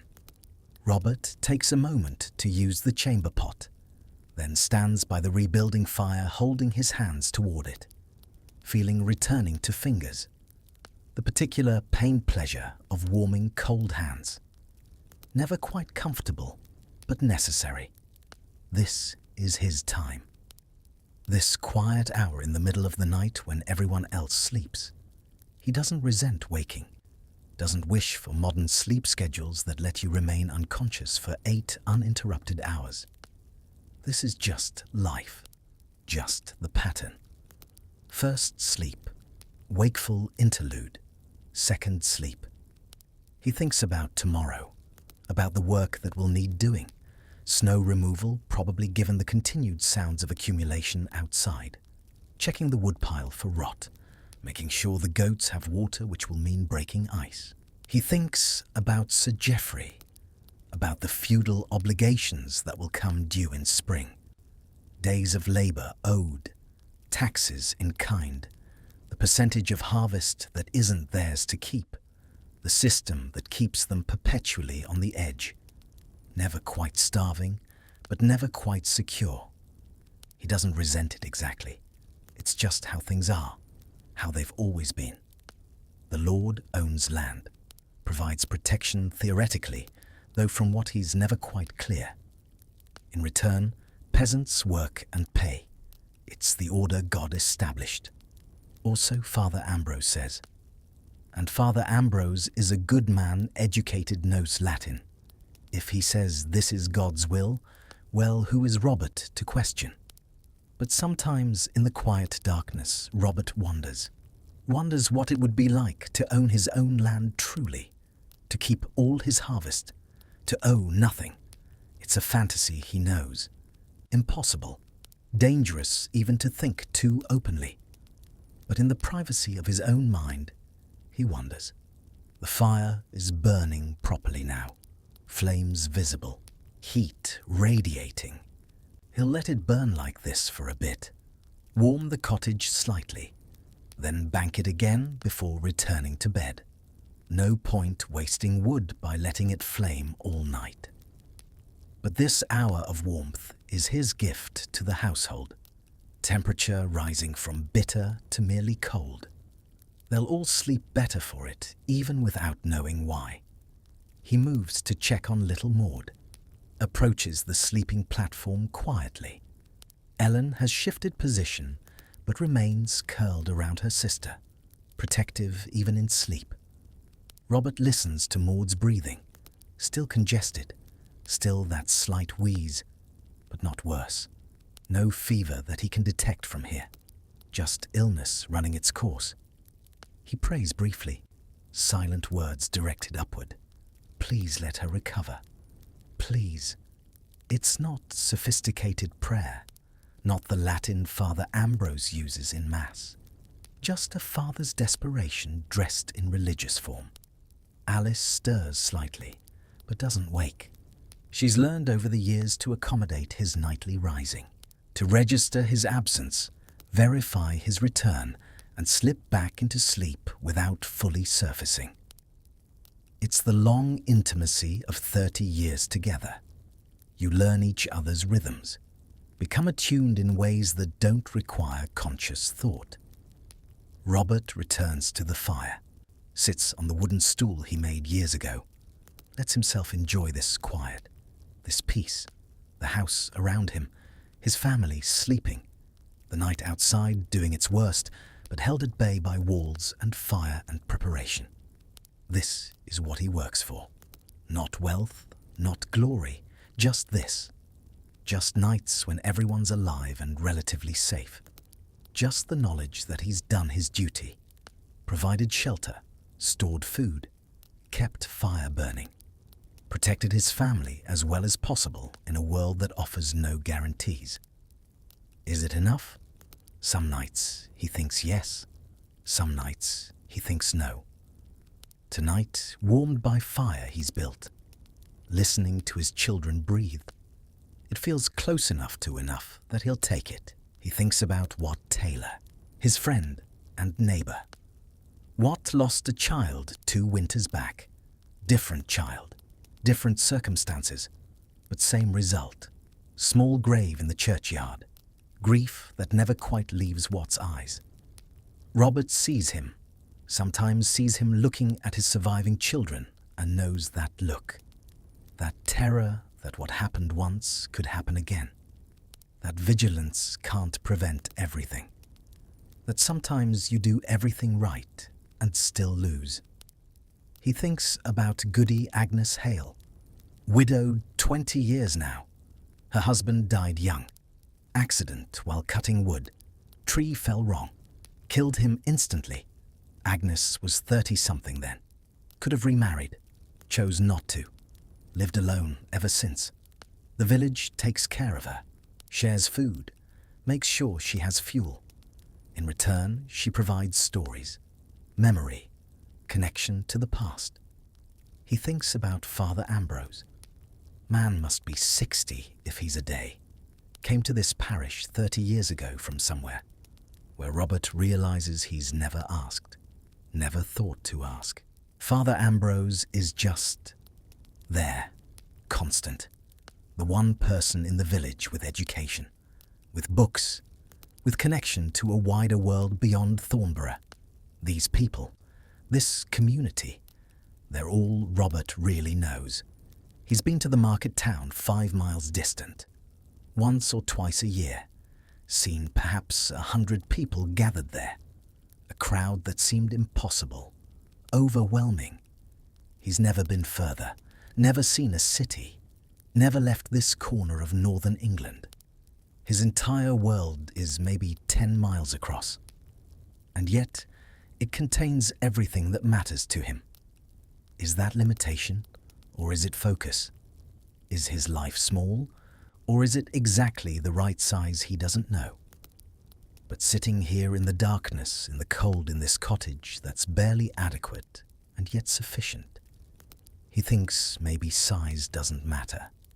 Maybe what matters is care, attention. Love, though he'd never use that word. Not aloud, not even in his own thoughts really, but something like love. Something that makes you wake in the cold to build fire. Something that makes you give your food to your children.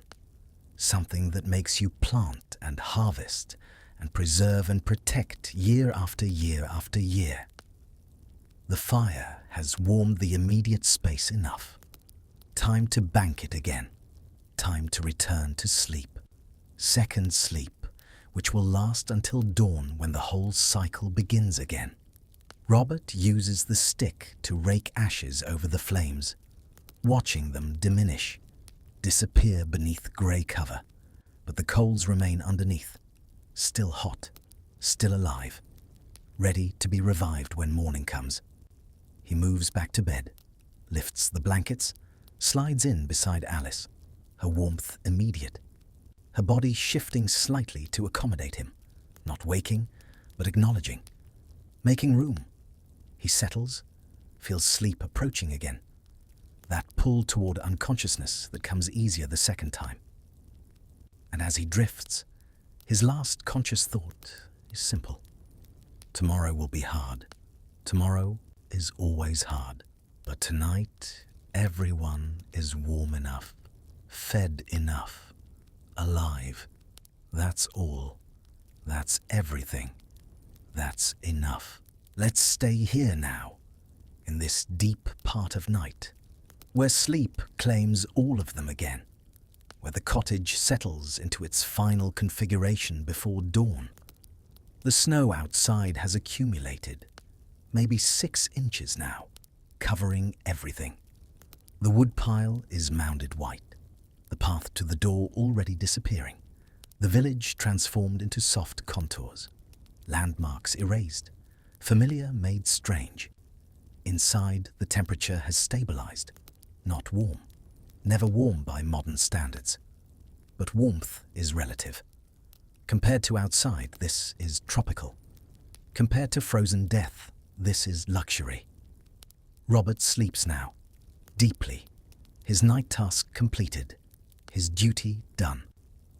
Alice beside him, her breathing synchronized with his in that way long-married couples develop, breathing together without trying, heartbeats aligned. On their pallet, Ellen and Maud lie in their nest of blankets, Ellen's arms still across her sister, still protective, still vigilant even in sleep. And Maud, small and fragile, breathes easier now, the herbs working perhaps, or perhaps just the natural course of childhood illness. Either way, easier. The wheeze less pronounced, the sleep deeper. John on his pallet has rolled into his favorite position. Face down, arms sprawled, occupying every inch of his space. The sleep of teenagers. Deep, nearly comatose. The kind of sleep that takes effort to wake from. His dreams, whatever they are, flicker behind closed eyes. But his body is still, deeply resting, growing even now in these sleep hours. The goats, Bess and Brownie, have settled into their own sleeping positions. Lying down now, not standing, legs folded beneath them, conserving energy, conserving heat, their breathing slow, their eyes closed. Even animals sleep, though never quite as deeply as humans. Some ancient prey animal awareness keeping part of them alert.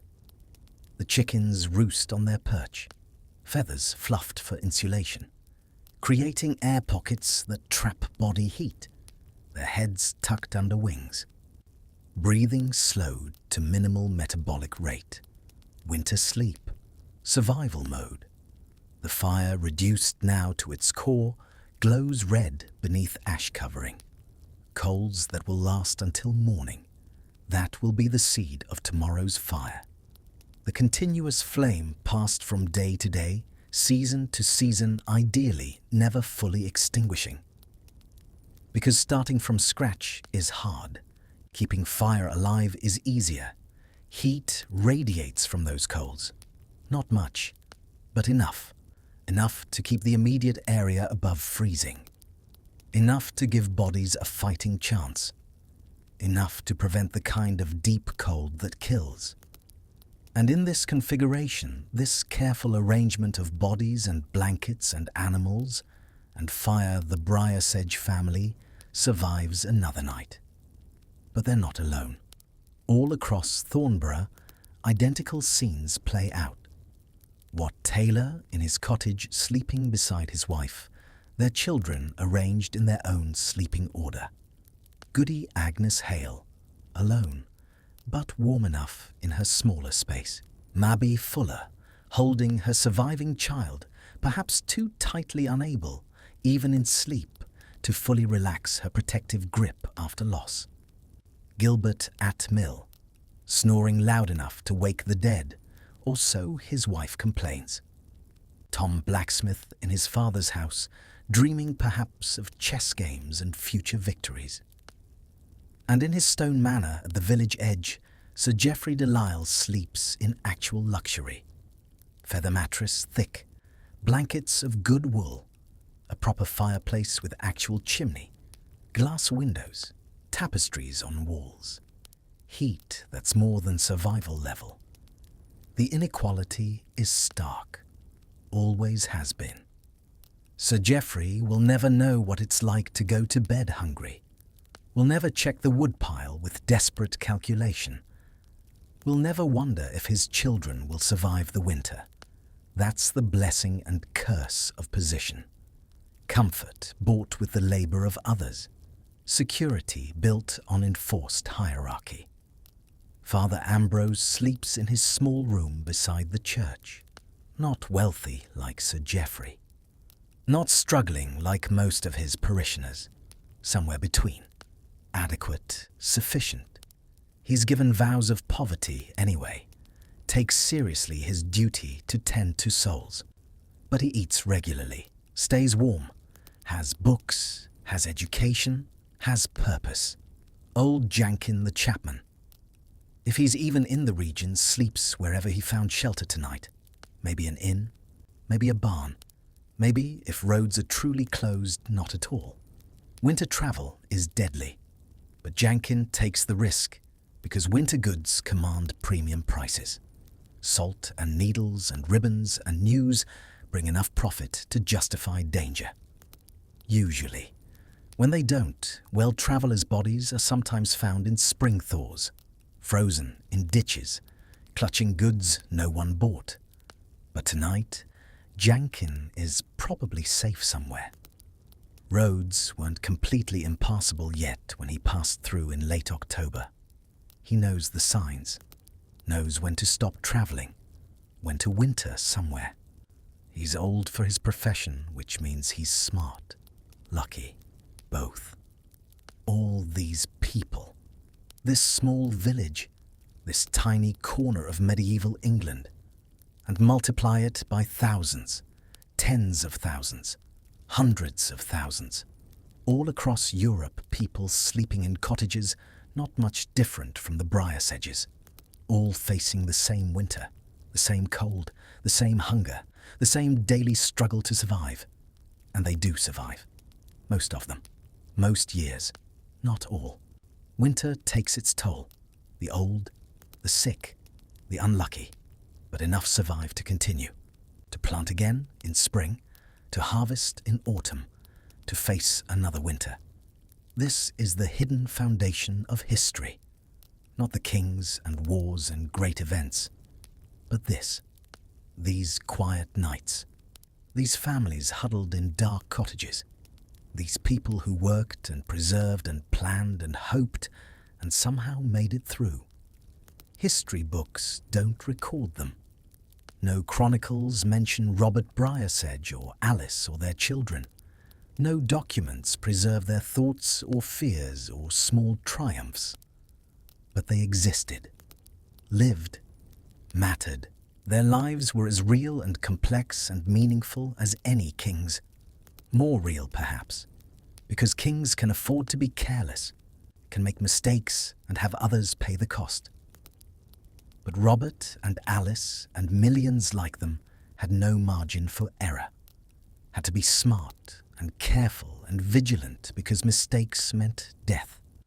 So they learned, passed knowledge down, built traditions that worked, created communities that supported and survived, generation after generation after generation, creating the population that would eventually lead to us. To you listening now, to me telling this story. We are their descendants, their success, the proof that their struggle wasn't futile, that their careful planning and preservation and protection worked, that they survived winter long enough to have children who survived, to have children who eventually became us. Does that matter? Does it change anything to know that your ancestors, however many generations back, slept in cottages like this, worked as hard as Robert, planned as carefully as Alice, protected their children with Ellen's devotion? Maybe it adds perspective, makes our complaints about mild inconvenience seem petty, makes us grateful for central heating and grocery stores and antibiotics, makes us appreciate how far we've come while also respecting how hard it was for those who came before. Or maybe it does something else. Maybe it reminds us that humans are tough, resilient, capable of enduring far more than we think, that we carry in our genes the adaptations of people who survived medieval winters, that we're stronger than we know. Both things can be true. We can be grateful for modern comfort while respecting ancestral hardship, can appreciate our ease while honoring their effort, can live our soft lives while acknowledging that soft is possible because they survived the hard. Outside, the snow continues falling, silent, soft, beautiful if you're warm and can appreciate beauty, deadly if you're not. The wind has died down. That's good. Wind steals heat faster than still cold, creates wind chill that kills. But calm cold, even deep cold, is survivable with proper shelter. And the Briersedge cottage, humble as it is, provides that shelter. The night is perhaps half over now. Midnight past, dawn still hours away. The darkest time, the coldest time, the time when those who are going to die in their sleep usually do. When old people who went to bed weak simply don't wake. When sick children who were struggling at evening are still at morning. When the marginal becomes fatal. But in the Briersedge cottage, everyone still breathes, still lives, still fights unconsciously against the cold that wants to claim them. Body heat generated, blankets trapping it, fire supplementing, the careful preparation and daily vigilance paying off in continued existence. This is what medieval winter survival looked like. Not dramatic, not heroic, just persistent, just careful, just humans using every tool and technique available to outlast a season that wanted them dead. And they do outlast it. Most nights, most winters. Enough times that the species continues. The village persists. The cycle repeats. The fire glows. The bodies sleep. The snow falls. And the long night slowly passes. Time becomes strange in deep sleep, in deep night. Hours pass, but feel timeless. You enter a state where past and future collapse into an eternal present, where the only reality is warmth or cold, comfort or discomfort, life or death. Medieval people lived closer to these fundamentals than we do. Couldn't escape into entertainment or distraction. Couldn't ignore biological reality. Had to face directly the fact that we're mortal, fragile, dependent on things we can't control. But they also lived closer to meaning, to purpose, to the knowledge that every day's work mattered, that there were no useless days, no wasted effort. Everything contributed to survival, or it didn't, and you learned or died. That clarity is something we've lost. We can spend days, weeks, months doing things that don't matter, that don't contribute to survival, that are ultimately meaningless, busy work. Medieval people didn't have that luxury, or that curse, depending on how you look at it. Is our way better? Obviously, yes, in comfort and safety and longevity, but is it more meaningful, more satisfying, more real? That's harder to answer. Robert knows his life matters, knows his work has purpose, knows that if he fails people he loves suffer. That certainty, however heavy, provides structure, meaning, direction. We have freedom he couldn't imagine, can choose careers, change paths, pursue dreams. But do we have his certainty of purpose, his clarity about what matters? Maybe we've traded certainty for freedom, security for possibility, meaning for choice. And maybe that's a good trade. Probably is. But it's worth acknowledging what was lost in the exchange. These thoughts drift through the sleeping cottage, not thought by anyone present, but somehow present anyway, in the air, in the silence, in the breathing, the eternal human questions that every generation faces. How do we live? What matters? What endures? For Robert and Alice and their children, the answers are simpler than ours. Survive, protect family, do your duty, follow tradition. These aren't sophisticated answers, but they work, have worked for generations, will work for generations more, until they don't, until the world changes enough that old answers no longer fit new questions. But that's future problems. Tonight, old answers still work. Tonight, tradition still protects. Tonight, doing what's always been done keeps everyone alive. The snow accumulation outside has slowed, not stopped, but slowed. The storm passing, or pausing, hard to tell. But the worst of it, the dangerous accumulation that could collapse roofs or trap families, seems to have passed. This will just be a heavy snow, manageable, not catastrophic. Robert's unconscious mind registers this somehow. His sleep deepens slightly. Tension he didn't know he was carrying releases. The danger, such as it was, is passing. Alice sleeps on. She'll wake once more before dawn, not to build fire, that's Robert's task, but to check on Maud, to touch her forehead, to listen to breathing, to perform the eternal mother's duty of vigilance. But for now, she rests. Ellen dreams of something pleasant, summer perhaps, or a story, or nothing coherent, just the random firing of neurons that creates dream sensation without plot. Whatever it is, she smiles slightly in her sleep, a small expression, visible only in firelight. But there, Maud's breathing has eased further. The crisis, if there was one, has passed. She'll wake tomorrow congested but better. We'll eat porridge. We'll drink more herb tea. We'll complain about being kept inside. We'll gradually, over days, return to health. This time, this winter, other winters, other illnesses, who knows? But this time she survives. John sleeps the sleep of teenage exhaustion. Tomorrow he'll wake hungry, ravenously hungry.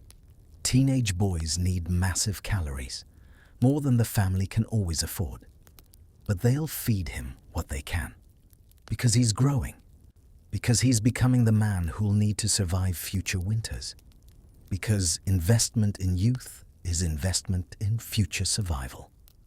The goats and chickens breathe their animal breaths, unaware of human meaning-making, unaware of metaphor and symbolism, just living, just surviving, just being animals doing what animals do, and in their simple presence providing warmth, providing food, providing companionship, even if chickens don't care about companionship. The cottage, this simple structure of mud and straw and wood, creaks occasionally, settling, contracting in cold, wood fibers tightening, straw shifting, the sounds of a living building. Nothing alarming, just the noise that houses make, that families learn to recognize and ignore. And in all of this, in this constellation of sleeping beings and glowing coals and falling snow and deep night, there's a kind of peace. Not the peace of having everything, not the peace of comfort and ease, but the peace of survival, the peace of knowing you did what you could, the peace of facing another dawn. This is what medieval winter nights were. This is what millions experienced. This is how humanity survived the cold centuries when survival was always in question. And they did survive. We're proof of that.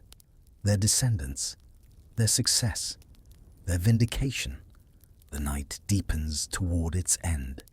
Dawn is still hours away, but it's coming. It always comes. That's the promise that keeps people going. Night ends, winter ends, spring returns. Always has, always will. You just have to survive long enough to see it. And so, the night passes. Another medieval winter night. Another small triumph of human persistence over natural indifference. Robert and Alice and their children will wake in a few hours. We'll face another day of cold and work and careful resource management. We'll continue the endless project of surviving winter. Maud will recover. This time. This winter. She'll grow up eventually. We'll learn her mother's skills. We'll maybe have children of her own. We'll pass on the knowledge that keeps families alive when comfort and technology fail. John will grow into his strength. Will inherit his father's land eventually. Will face his own winters with his own family. Will tell them stories about his father Robert and his mother Alice, and the winter of 1350, when snow came early and his little sister was sick but recovered. Ellen will probably marry young, as girls do in 1350.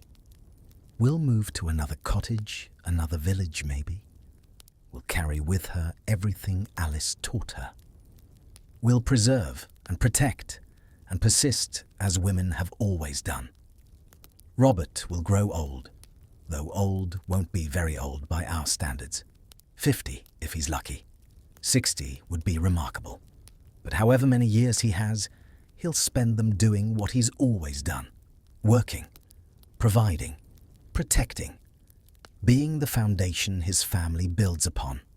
And Alice will be beside him, through whatever comes, through good harvests and bad, through children born and children lost, because they will lose one eventually. Medieval families always do, through winters that are hard and winters that are harder. But through, that's the key word. Through to the other side. The village of Thornborough will persist. We'll weather this winter and the next and the 100 after that. Some families will disappear. New families will emerge. But the village itself will endure. Will still be there in some form centuries later. Maybe even now. a name on a map, ruins in a field, or maybe still occupied, still lived in, still home to people who don't know about Robert Briarsedge, but live on land he once farmed. That's the thing about history. It accumulates, layers upon layers. Robert and Alice and their children are long dust now, have been for 7 centuries. But they existed, mattered, struggled and survived and passed on life. That's not nothing. That's everything. And maybe somewhere in your genetics, assuming you have any English ancestry, there's a bit of Robert and Alice. Some fraction of your DNA coming down through the generations from people who survived medieval winters. People who knew how to bank a fire and preserve food and protect children in the cold. We carry them with us. Their resilience, their knowledge, their persistence. It's in us. Sometimes latent, sometimes forgotten. But available if we need it. If things get hard, if we have to remember how to survive. Let's hope we never do. Let's be grateful for our heated homes and full refrigerators and modern medicine. But let's also remember that if we had to, if circumstances demanded, we could. Because they did. And we're them just luckier, just living in easier times. So as you drift toward your own sleep tonight, warm and comfortable and safe, maybe spare a thought for all the people across all the centuries who slept cold and uncomfortable and endangered, who survived anyway, who kept going anyway, who made it through to morning anyway. They didn't have a choice. They just had determination and knowledge and community and love, though they wouldn't call it that. And it was enough. Just barely, but enough. Sleep well tonight. In your warm bed, in your climate-controlled home, with your full belly and your safety and your health. You've earned it by being born in a time when earning isn't necessary, when survival isn't daily struggle. But remember, those who weren't so lucky, who had to fight for every breath of warm air, who kept watch through dark nights, who woke to build fires, who protected children with their own bodies, who shared when they had little, who celebrated even when cold, who found joy in hardship, who survived. Thank them by appreciating what you have, by not taking for granted the miracle of modern comfort, by remembering that every generation faced its own winters, and by knowing that if you had to, if you absolutely had to, you carry in you the strength to survive your own. But tonight, you don't have to. Tonight, you can just sleep, deep and warm and safe, the way Robert and Alice wished they could but couldn't always manage, the way medieval people dreamed of sleeping but rarely achieved. So close your eyes now. Let go of the Briarsedge cottage. Let go of 1350. Let go of winter's cold. And drift into your own warm night, your own safe darkness, your own gentle sleep. The snow has stopped falling in Thornborough. Dawn will come in a few hours. The family will wake. The fire will be rebuilt. Another day will begin. But for now, they sleep. And so should you. Good night. Sleep well, and thank whatever powers you believe in that you're here now in this time of comfort and plenty, rather than there then in that time of struggle and scarcity. Though perhaps in some ways they were richer than we know, because they knew what mattered, and they held onto it with everything they had. Good night.